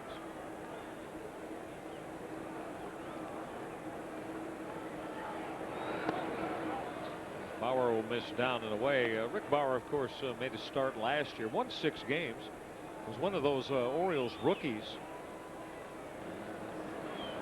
Rodrigo Lopez and Jorge Julio on the pitching staff performed well. As Ellis will touch up Bauer for the leadoff line drive base hit to center here in the 6th. See, they really worked the count, and even though they've struggled this year in the last 9 games, of course, things have changed. They've averaged over 7 runs a game. I was talking to Gary Hudkins, who's the new hitting instructor. He said 21 times last night in the 7 innings that Jason Johnson, they were ahead in the count, talking about the A's hitter.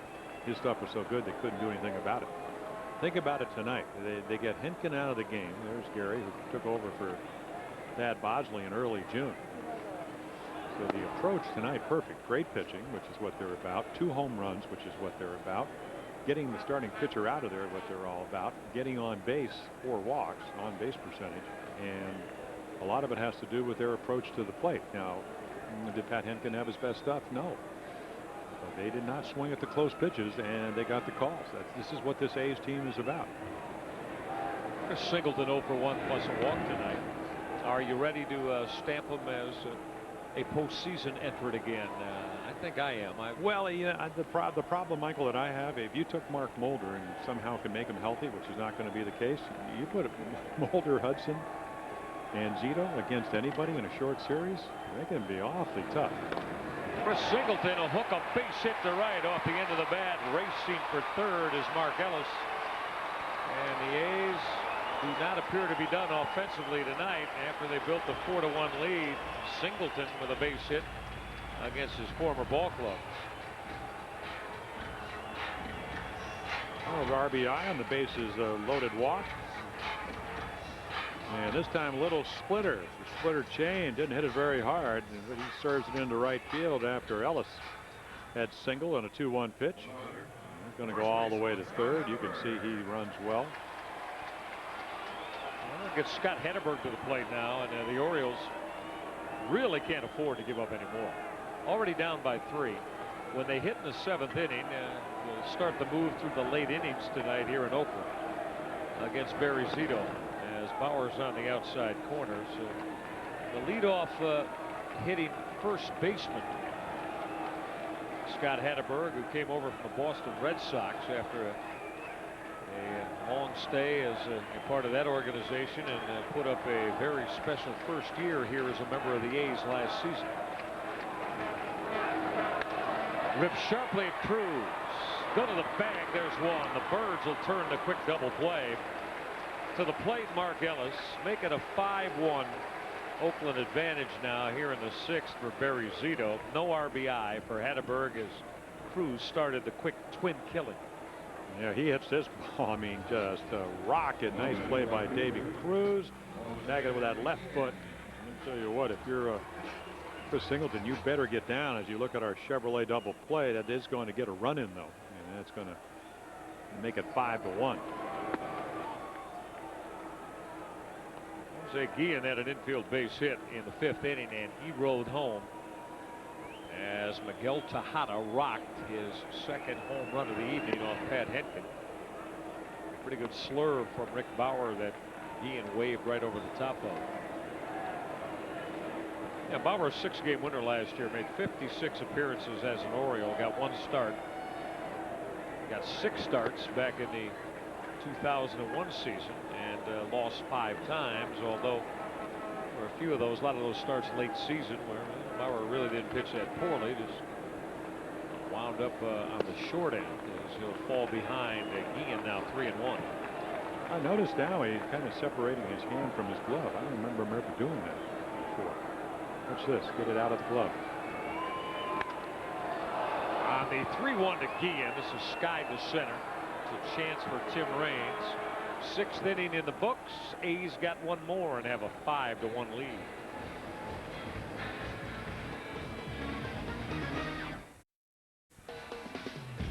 Comcast SportsNet coverage of Orioles baseball out here in Oakland, California, being brought to you by 1-800-CLOSE CALL. Calls to anyone from anywhere. You'll never need complicated phone cards again. By Pennzoil. If your engine what it wants, not just oil, Pennzoil. Also by Sun Microsystems, by M&T Bank, understanding what's important. We're to have you long as we approach the midnight hour back east. Michael Reghi, Jim Palmer, our producer Chris Grain, our director Bill Bell, showing you all the good pictures tonight. Doug Yulacki, our associate director, Chip Winfield's handling our graphics packages tonight. And we hope you're enjoying the O's and the Oakland Athletics, along with all of our fine production crew in Oakland. Pulte Holmes pitching update. A lot of ones there, huh, for Barry Zito, with 6 innings of work complete. Yeah, through the first 18 innings here now. 2 runs for the Orioles.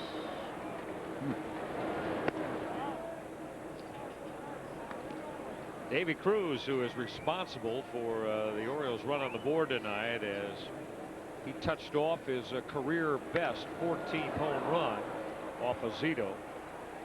In the air to right, in the tracks of Jose Guillen for out number 1. I want to tell you about the next Coca-Cola $8 upper reserve bargain night coming up on Tuesday, September 2nd at 7:05. Now, for the game against these Oakland A's, you'll have nearly 50% off upper reserve ticket prices. So for your tickets to see the Oakland Athletics and the Birds, $8 upper reserve bargain night from Coca-Cola. You know the number to call or go online at theorioles.com. B.J. Surhoff is 0 for 2 tonight. Surhoff had a couple of base hits last night as Zito dropped the breaking ball in the strike zone. 39 years of age, having a good season when he's been healthy, but yet very much up in the air what could be the continuance or not of B.J. Surhoff's major league career. Very popular Oriole, no question about that, as Zito's on the outside corner as B.J. shakes his head and Larry Meals at home plate umpire. Of course, B.J. building a home in the Baltimore area, but he may be more suited to be a National League guy. As the Orioles probably will get younger next year. Surhoff tried to check that, and he did.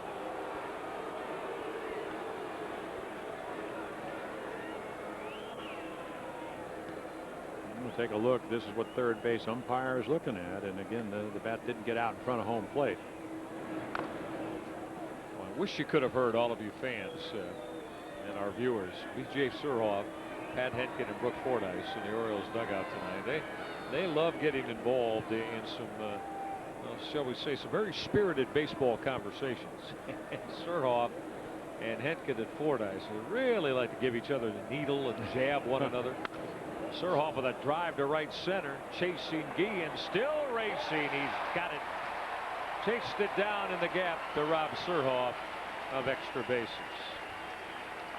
We have mentioned how very difficult it's been for the Oriole hitters during the course of now this 5th game of the year against the Oakland A's. And these are not pretty numbers that you're looking at between the middle 3 in the Orioles lineup that add up to 2 for 53. Well, those are the go-to guys. Yeah, the go-to guys in the Oriole organization there, and the lineup that Mike Hargrove puts out there. But reality is, Michael, is that you and I could talk about how we want to pitch Jay Gibbons and Tony Batista and Jeff Conine, and then we'd probably have a problem doing it.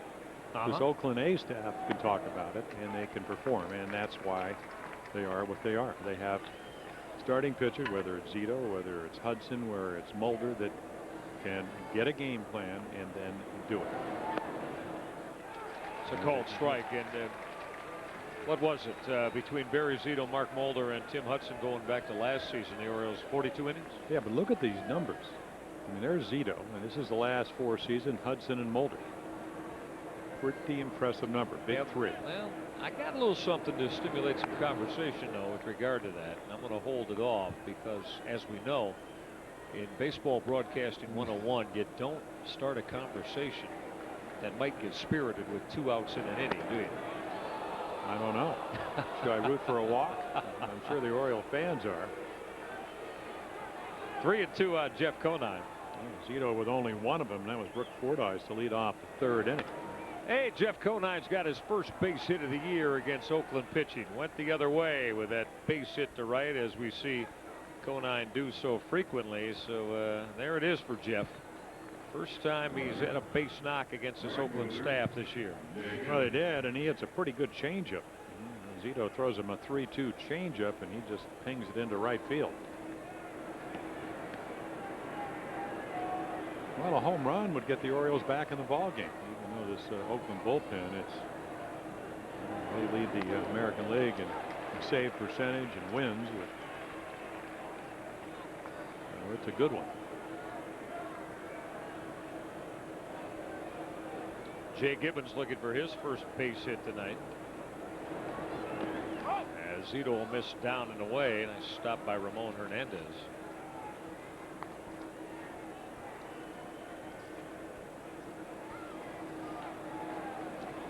Jay Gibbons put together a very fine year.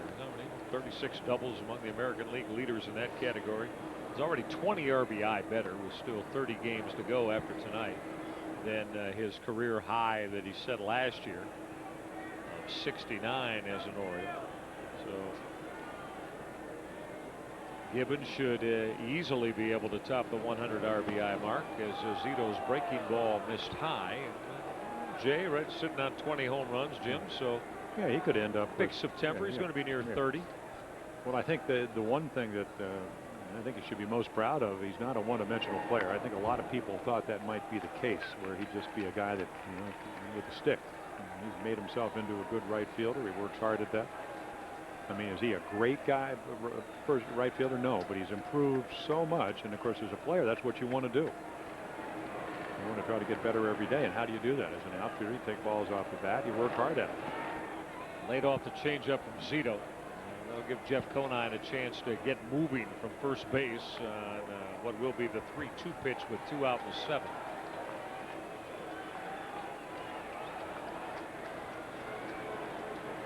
Jay Gibbons, one of the many Californians down through the years. Conine going, and it's popped up and will get out of play. Yeah, only 83 pitches for Barry Zito.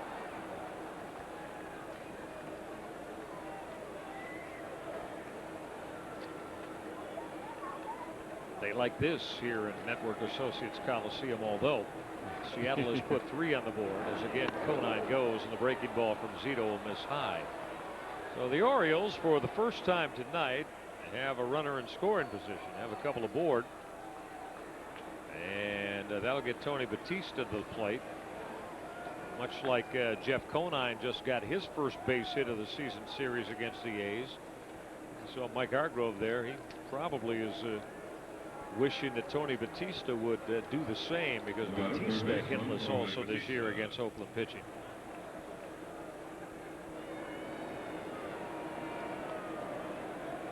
Tony now 0 for 17 against the Athletics, taking an 0 for 2 tonight. Well, it's another illustration of a team having a game plan, and pretty much everybody knows how you can pitch to Tony Batista, and a lot of teams can't do it, and he gets crossed up right there. Somehow Hernandez catches it. He's going to come out and have a little conference. First runner that's gotten to second base, and he thinks fastball. And one thing about Zito last year, he didn't lose his focus very much, but right here they're just not on the same page. Very nice job by Hernandez. You can see him going up because he thought out of his hand. That was a fastball. So again, remember the performance triangle: focus, and you got to be physically prepared, emotionally prepared, and intellectually prepared. You know, and Zito, one of those yoga guys, so trying to always live in the moment. Yeah, he's a little bit offbeat. Well, his dad, Joe Zito, a composer. I used to conduct music and for Nat King Cole. He was his first coach in Little League.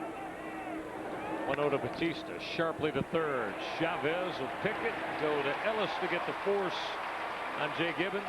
We're going to stand up and stretch it here in Oakland. 5-1 Athletics.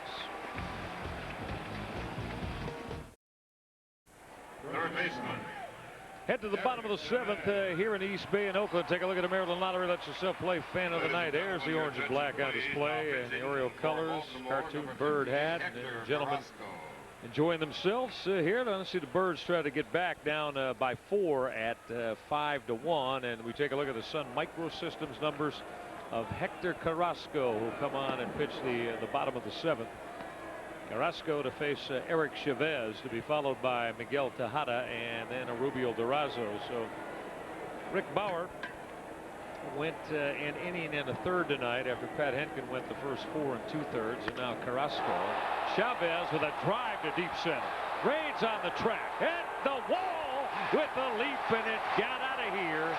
Eric Chavez with an opposite field home run belt on the second pitch that he looked at from Hector Carrasco. Number 24 for Chavez. His range made a valiant effort above the wall. Yeah, Tim Raines Jr. trying to snatch it away. You can see 24th home run of the season, third tonight for the A's. And Carrasco, middle of the plate. Targets on the outside corner, and you hope it hangs up. Usually it does with the damp air, and Tim Raines Jr. just over his glove, timed it nicely. And it's been the two big thumpers, James, that have done the home run damage. This gentleman right here has unloaded a pair. 7th time in his big league career he's done that. Miguel Tejada we're speaking of. And that is Chavez's 13th career home run against the Orioles in less than 4 full years as an Oakland A. Tejada went deep with the long home run off the facade of the second deck. Pat Henkin leading off the second, and then crunched a 2-run belt in the 5th. He's driven in 3 tonight as Carrasco's in with a fastball.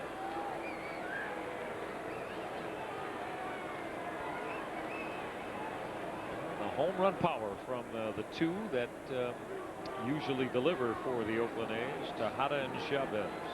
Well, think about it, all the good teams. You know, the Red Sox, the Yankees, now Chicago, Seattle. They have those 3-4 hitters, and that's what Chavez and Tejada. That's what the Orioles have said we need. You know, we need to go out and get that 3-4 guy. They can make a difference. They can turn ball games around in a minute. There's the walk to Miguel Tejada. All right, here's what I wanted to bring up to you with regard to all those glittering numbers. I'm waiting. And they're tremendous. I'm right in line with you. It's the best young pitching in baseball. But this too is coming from the Oakland A's. But with all that pitching, 3 straight years they've gone out in the first round of the division series with Hudson, Mulder, and Zito. So, and again, this is talking to Oakland people this week. We, meaning them, Oakland, they say they have got to win in the postseason and win this year if they get there, because it's no longer going to be acceptable if they were to lose in they've lost 3 straight division series, 2 to the Yankees and last year to a ball club that, let's face it, everyone felt was not their equal, the Minnesota Twins. Well, you're right. Even though I can't say anything about that last year, but I can say this, that most people, the devil's advocate, the other side of the coin on that thought is that here's a ball club that, you know, if you're going to compare them to the Yankees, are spending under $50 million. So it's not just about your pitching. And we're talking about, again, guys over the course of 162 games. I played on some of the greatest teams that I think that played in the 60s and the 70s. We didn't always win. I understand that, Jan. But so short series to me don't mean anything. So you're saying it'd be okay for Oakland to continue to get to the postseason and never win a series? I would. We'll get back to that on this pop-up to Batista. What I'm saying is that when you put them over 162 games, they're better than most people because they have a constant. They have great pitching. When you put them in a short series, they're usually outmatched. They don't have the support players. So when you get in a short series, it's not always about your pitching. Wait a minute now. Isn't in a short series when the great pitching, when series and postseason are predicated on pitching and defense, why wouldn't the pitching be expected to continue to excel and allow them to win a series? Well, we don't. It doesn't always turn out to be that. And also, I think another anything away from what they're the best young pitching in baseball. And I will take another factor, Michael, is that, and you touched on it, that they're very young.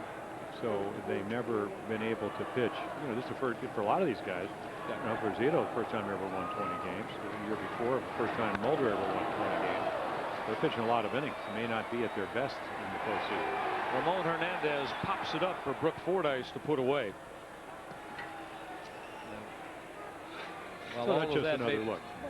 I understand, but again, disappointment was the word that was used to me with regard to especially last year in losing to Minnesota. I think that there's no doubt about it, but that's a short series. Anything can happen in a short series.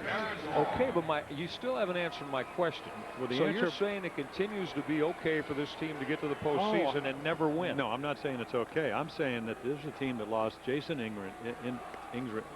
Isringhausen. They lost Johnny Damon, and they lost Jason Giambi, and they won 103 games. So they got to be pretty good. That's what I'm saying. Yeah, they're a very good team, Jim. But at some point, you got to win in the postseason to validate how good you are. Terrence Long with a shot to center. Tim Raines is there to put it away. Oakland got another one in inning number 6 on the home run from Eric Chavez. After 7, 6-1, Oakland on top. All right, let's check in with the McDonald's game break. Here's Russ Thaler. All right, let's take a look at our first 3 upcoming games. One more with the Oakland A's here with Brook Fordyce and Mike Hargrove's Orioles. 3:30 tomorrow afternoon right here on Comcast SportsNet. Make sure you do join us. And then the Birds trek up a little bit further north here in the West Coast. Brian Robertson, the boys. And TV side swings over to the Orioles television network Friday night at 10 o'clock. And then Sunday afternoon at 4 o'clock. Those are East Coast times, obviously. Make sure you make your plans to join us tomorrow here in Oakland and then for the weekend in Seattle. 6-1 A's as Barry Zito has things pretty well in hand with a 5-run lead. Eric Burns is in left field taking over for Terrence Long. Brook Fordyce, first pitch swinging. Drilled to deep left center. Singleton can't get there. One hopping up against the barrier. But Fordyce continues his extra base swinging at the plate as he doubles off Zito on the first pitch here in the 8th. Yeah, only the third base hit tonight, and the Orioles trail it by 5. Zito has struggled a little bit last inning, but got the out from Tony Batista. Chris Singleton can't get to it. Well, the one thing about Brook, 56 games now. This is his 57th game where he's hitting over 300. So for somebody that is going into a year where contract's running out, he's done a nice job when he's gotten the opportunity. Larry Bigby looked at the breaking ball for a called strike. Rank Zito's breaking pitch for me with all of the other great ones that have appeared here in the green and gold in Oakland, like Vita Blue and those that followed him. Well, a little different. Now, it's more like Kenny Holtzman, but Kenny Holtzman really was similar curveballs, but he didn't use it as much. Holtzman was more of a fastball changeup guy. Stood on the other side of the pitching rubber, very much like Scotty McGregor was over on the first base side. Zito way on the third base line, more like Jamie Moyer up in Seattle. I think the Orioles probably see him on Sunday. He's got more of a curveball, like I'm trying to think. Again, right there on the outside, it gives you a good angle to the right-hander when you want to come in, and allows you to stay away with a changeup and shoot that ball for the outside corner. See him load on that back leg. Another one. I don't even know he's a right-hander, obviously. Bobby Welch had pretty good breaking pitch. Yeah, and Vita Blue had a good curveball, a little harder. Yeah, he threw much harder. Vita threw in the middle 90s when he came up. It's that kind of Dontrell Willis type of high leg kick. He could get it up there. 2-2 to Bigby. Look out. It bent Larry back in the 8th. And the 6-1 Oakland lead as the Orioles trying to battle back, and the Run drought has continued because Barry Zito has been tough on the mound for the A's. Bigby will slash that foul to the seats.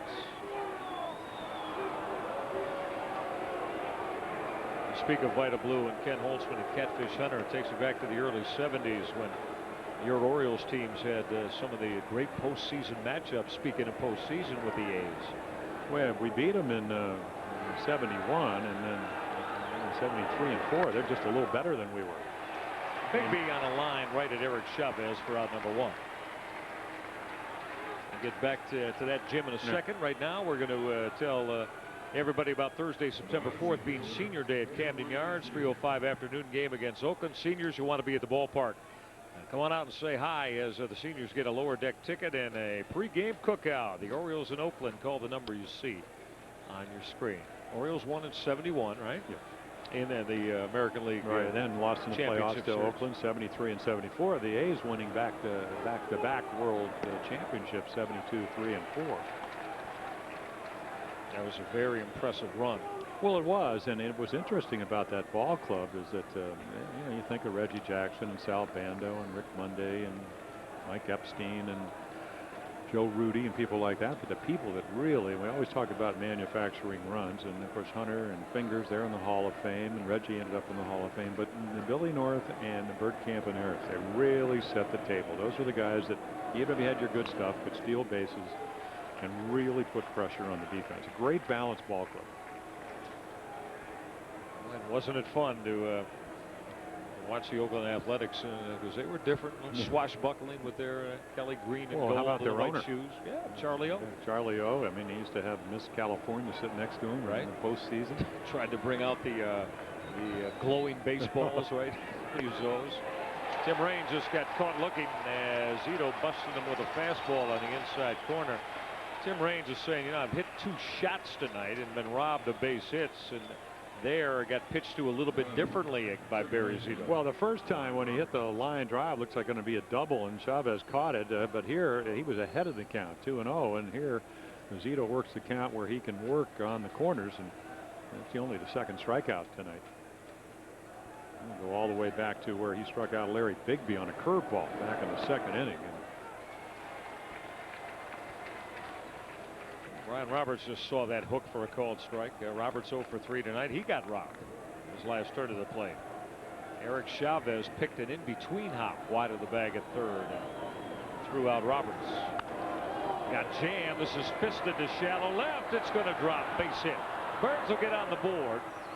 Fordyce to the plate as Brian Roberts fought it off as the Orioles put their second run of the evening up on Barry Zito here in the 8th inning on the flare off the bat of Brian Roberts. Well, Brian was 0 for his last 16, so you know, hit a couple balls hard last night, didn't get anything to show for it. And this one, even though Eric Burns comes in for defense, he could fly out and left. He can't get to it. So the Orioles now within 4 runs of the Oakland A's. And here's Davy Cruz as Zito will miss. Starting to move around down there now in that Oakland bullpen as the Orioles tack on a run here in the 8th inning. Davy Cruz gave the Birds their first run of the night with his 14th home run of the year as Zito falls behind 2-0. Well, he's trying to stay out of that fastball count because I thought he probably thought he made a pretty good pitch to Davy, and he had his 14th home run, career high on fastball up and in. Looks like this might be another changeup. Go back-to-back-to-back changeups. Tripling up. Ricardo Rincon, the left-hander, up. Chad Bradford, the right-hander. Orioles saw both of those relievers last night.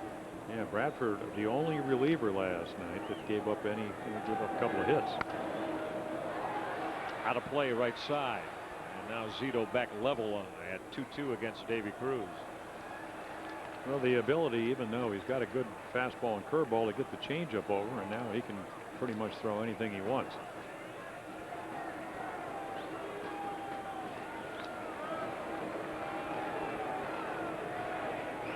Breaking pitch, Duty. Paralyzed Cruz. Inning over. Second K of the inning, third of the night for Barry Zito. Birds get 1 and trail it by 4. Comcast SportsNet coverage of Orioles baseball tonight being brought to you by Ford. Make sure you visit your local Ford dealer. By Force 3, where networks are people. It's by iWeb. Safety saves with iWeb. By 2004 Nissan Maxima. Nothing's changed, but everything's changed. See you now at your Nissan dealer. You can see it by the number. The A's they put up runs in each of their last 4 innings of hitting. Orioles did get one in the 8th. Oakland will take a 6-2 lead to the bottom of the 8th, and Jorge Julio, the Sun Microsystems numbers of Julio, as he's going to get some work. And for Jorge, Jim, it's been a little bit rocky of late. Well, they had a chance to pitch an inning in New York and was scoreless, but 2 previous performances as Ellis hits the first pitch down to Batista for now. They're pretty rocky. I mean, anytime one was against the Yankees where he had a blown save. Interesting thing, Michael, when he had that roller coaster ride up in Boston on August 10th where he ended up walking the bases loaded and getting Garcia Parra to strike out and got his save. He was leading the American League in saves. And then just really got lit up by the Yankees. 9 runs and 2 appearances, 6 of them earned, 4 home runs. So he just struggled. And Mike Hargrove said, well, he's probably going to be our closer, but we're going to try to match up a little bit better. And I assume the minute he gets back to where he was back in early August, he will be the closer again. And Mike Hargrove did match up by bringing in Buddy Groom behind Julio as Chris Singleton went over the top of the Julio slider. And Groom got a save. Yeah, last Friday in New York. Right. Mainly because Jorge just couldn't throw strikes. Right. And tonight a little bit different. I mean, he was at 100 miles per hour in New York. But it's not about speed. It's about, he might as well be 95 or 96 throwing downhill and throwing strikes versus throwing 100 and overthrowing. Now the good news is he understands what he needs to do. And the battle for any of us who ever pitched is trying to be able to do it in a pressure situation. I don't think anybody. I did get a save with the bases loaded. Weaver brought me in one night and then had the nerve to tell me the bases were loaded, like I didn't know. No, Earl, I thought we had 7 infielders. What? Of course. Oh, wow. Yeah, first pitch double play. I got my save. Just another chapter in the Palmer-Weaver disputes as Singleton with a fly ball to left as Larry Bigby's there to take care of Chris Singleton for out number 2 here in the 8th. Let's take a look at the Jim Coleman Auto Group keys to the game. And multi-home run night for Miguel Tejada, and he really has jump-started the Oakland offense. Well, he really did, and Pat Henkin just struggled. 108 pitches in under 5 innings. Davey Cruz, you can see the career high, and Barry Zito trying to even up his record at 11-11. I don't know if he's going to go to distances. Looks like maybe Bradford's still throwing down there, but he pitched very, very well. And when he did get the ball hard tonight, Barry Zito, their defense played extremely well behind him. A lot of fine plays tonight. Eric Chavez, a couple. Mark Ellis, a couple. Behind Zito. Outside corner for Jorge Julio to the leadoff man, Scott Hatteberg. His 5th turn at the plate tonight. Bases empty and 2 out here in the Oakland 8th.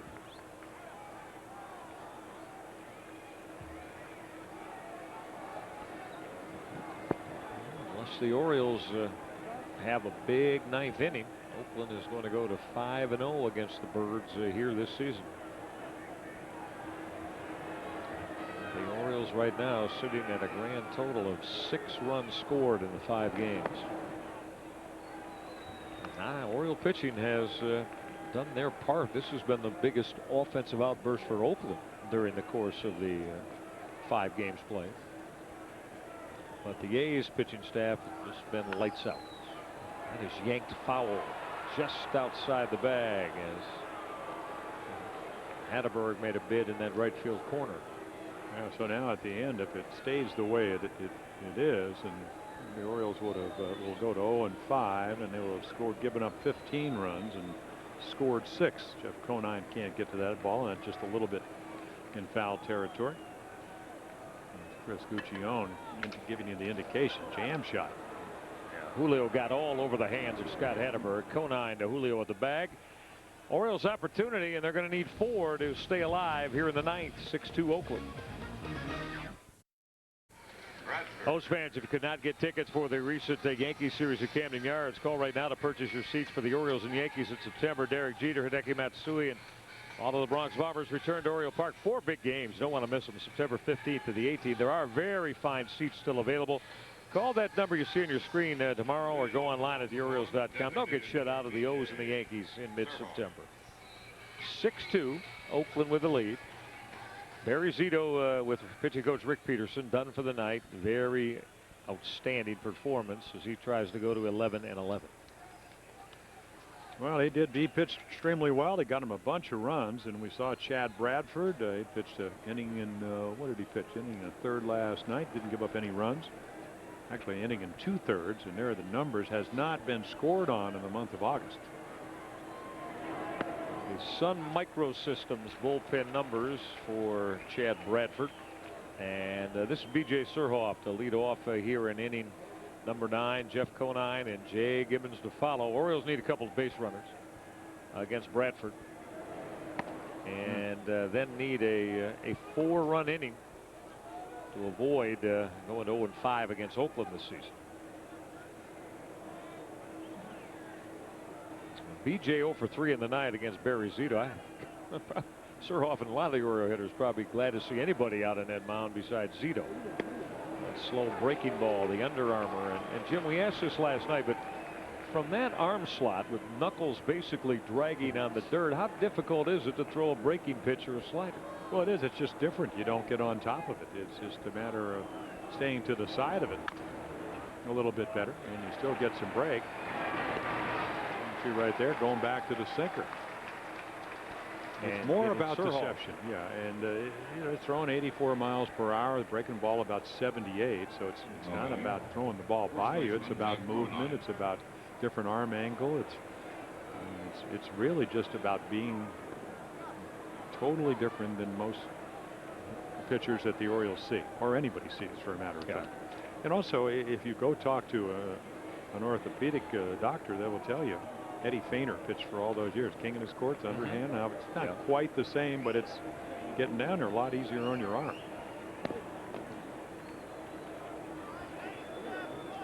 Bradford with the unusual delivery on the mound, facing Jeff Conine. That breaking ball misses. Conine ended his hitless drought against Oakland pitching this year. His last turn at the plate, he banged a 3-2 pitch into right field.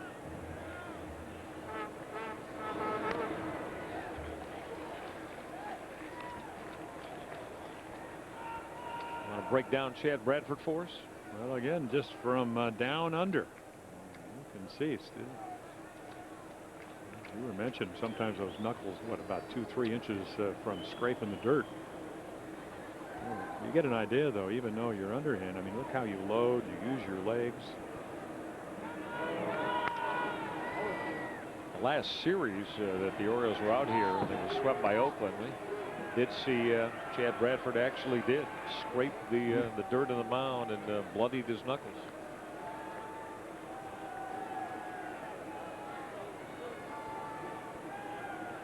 Well armed, this Oakland bullpen, as well as their starting staff. Can they get it done without Mark Moulton? Remains to be seen. Jeff Conine's got his second base hit of the night. Conine picked on that breaking ball from Chad Bradford and drilled it over the head of Miguel Tejada for the Orioles, just their 5th hit of the evening. Yeah, that match was last night in 12 innings. A nice adjustment right here, a little separation, bat stays back, and just all over it. So a couple of good approaches by Jeff Conine tonight. One the change up into right field, and there the hanging breaker, not the hanging breaking ball, but the breaking ball in the middle of the plate. The Orioles want to get Jay Gibbons started again. As Bradford will find the outside corner. Gibbons 0 for 2 plus a walk. For the Oakland A's, they started this one tonight, knowing that Boston had won, so that with effect on the wild card chase. And right now in the bottom of the 8th up at Safeco Field, Tampa Bay is built on their lead. They're up by 4. It's 7-3 on Seattle. So if these two scores hold, the Oakland A's will wake up tomorrow morning in first place in the American League West by a game over Seattle. And then we'll see what Rodrigo Lopez can do against John Alama. Yeah. Birds don't rally. They will look to Rodrigo Lopez to be the streak buster. You know, Oakland with the injury to Mark Mulder, apparently they tried to get Kelvin Escobar from Toronto and Minnesota. The Twins blocking that waiver transfer. Billy Bean, the general manager up here, trying to add another arm. Conine's going. Pitch misses, and that will not be a stolen base. Defensive indifference. And Conine takes that extra base to move into scoring position.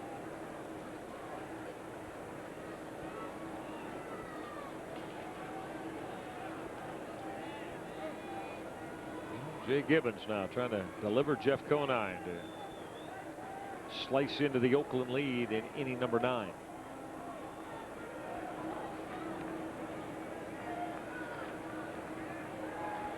And a 1-2 from Bradford.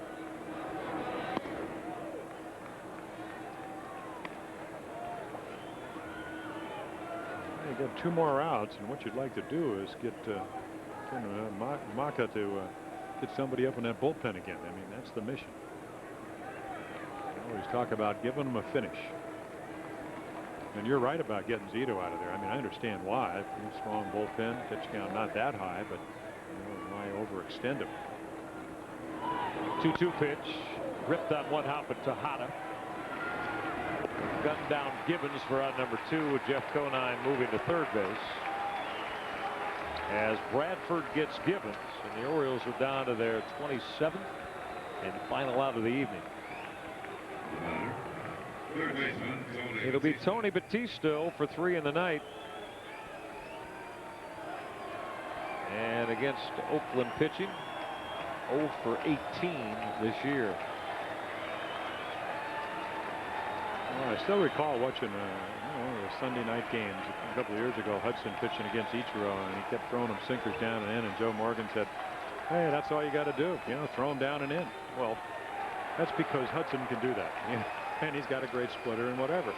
Well, I think anybody that's seen Tony Batista, if you throw the ball low and away, and you stay out of the middle of the plate, you're going to get him out. That's why he usually hits 235 to 245.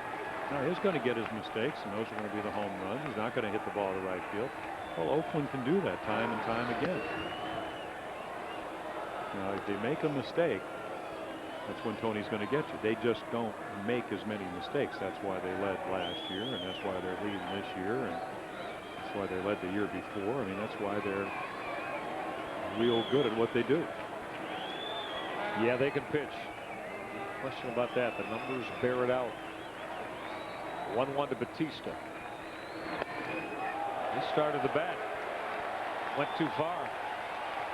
Tony was more just trying to get out of the way than anything, but he brought the bat through the hitting zone.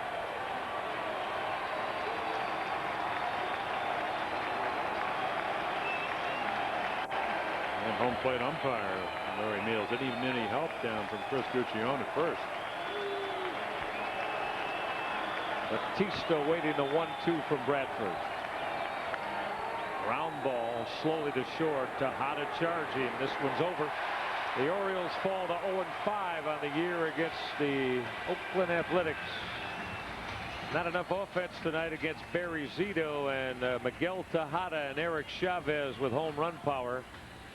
Won it for the Oakland Athletics. 6-2 the final as the Orioles drop to now 10 games under the 500 mark with 30 games left on this season. Close Call America plays of the night. Miguel Tejada, Jim, going way out of the yard. Yeah, well, that was the first one, number 22, and then in the 5th inning he hits number 23 to tie Eric Chavez, the third baseman for Oakland A's, and then Chavez says, well, you know what, I think I'll just get back on track. He hits another home run, so 3 home runs, and Tejada, he was the ringleader as they rough up Pat Henkin, who doesn't last 5, throws over 100 pitches, 108. As a matter of fact, and Zito, it evens his record at 11-11. And for the Orioles, they now won 4 in a row and now have lost 4 in a row. As again, the Orioles fall to 10 games under the 500 mark. Comcast SportsNet coverage of Orioles baseball has been brought to you in Oakland by Geico, where a 15-minute call could save you 15% or more on car insurance. By Papa John's, better ingredients, better pizza. Papa John's. By Chevrolet, visit your local Chevy dealer.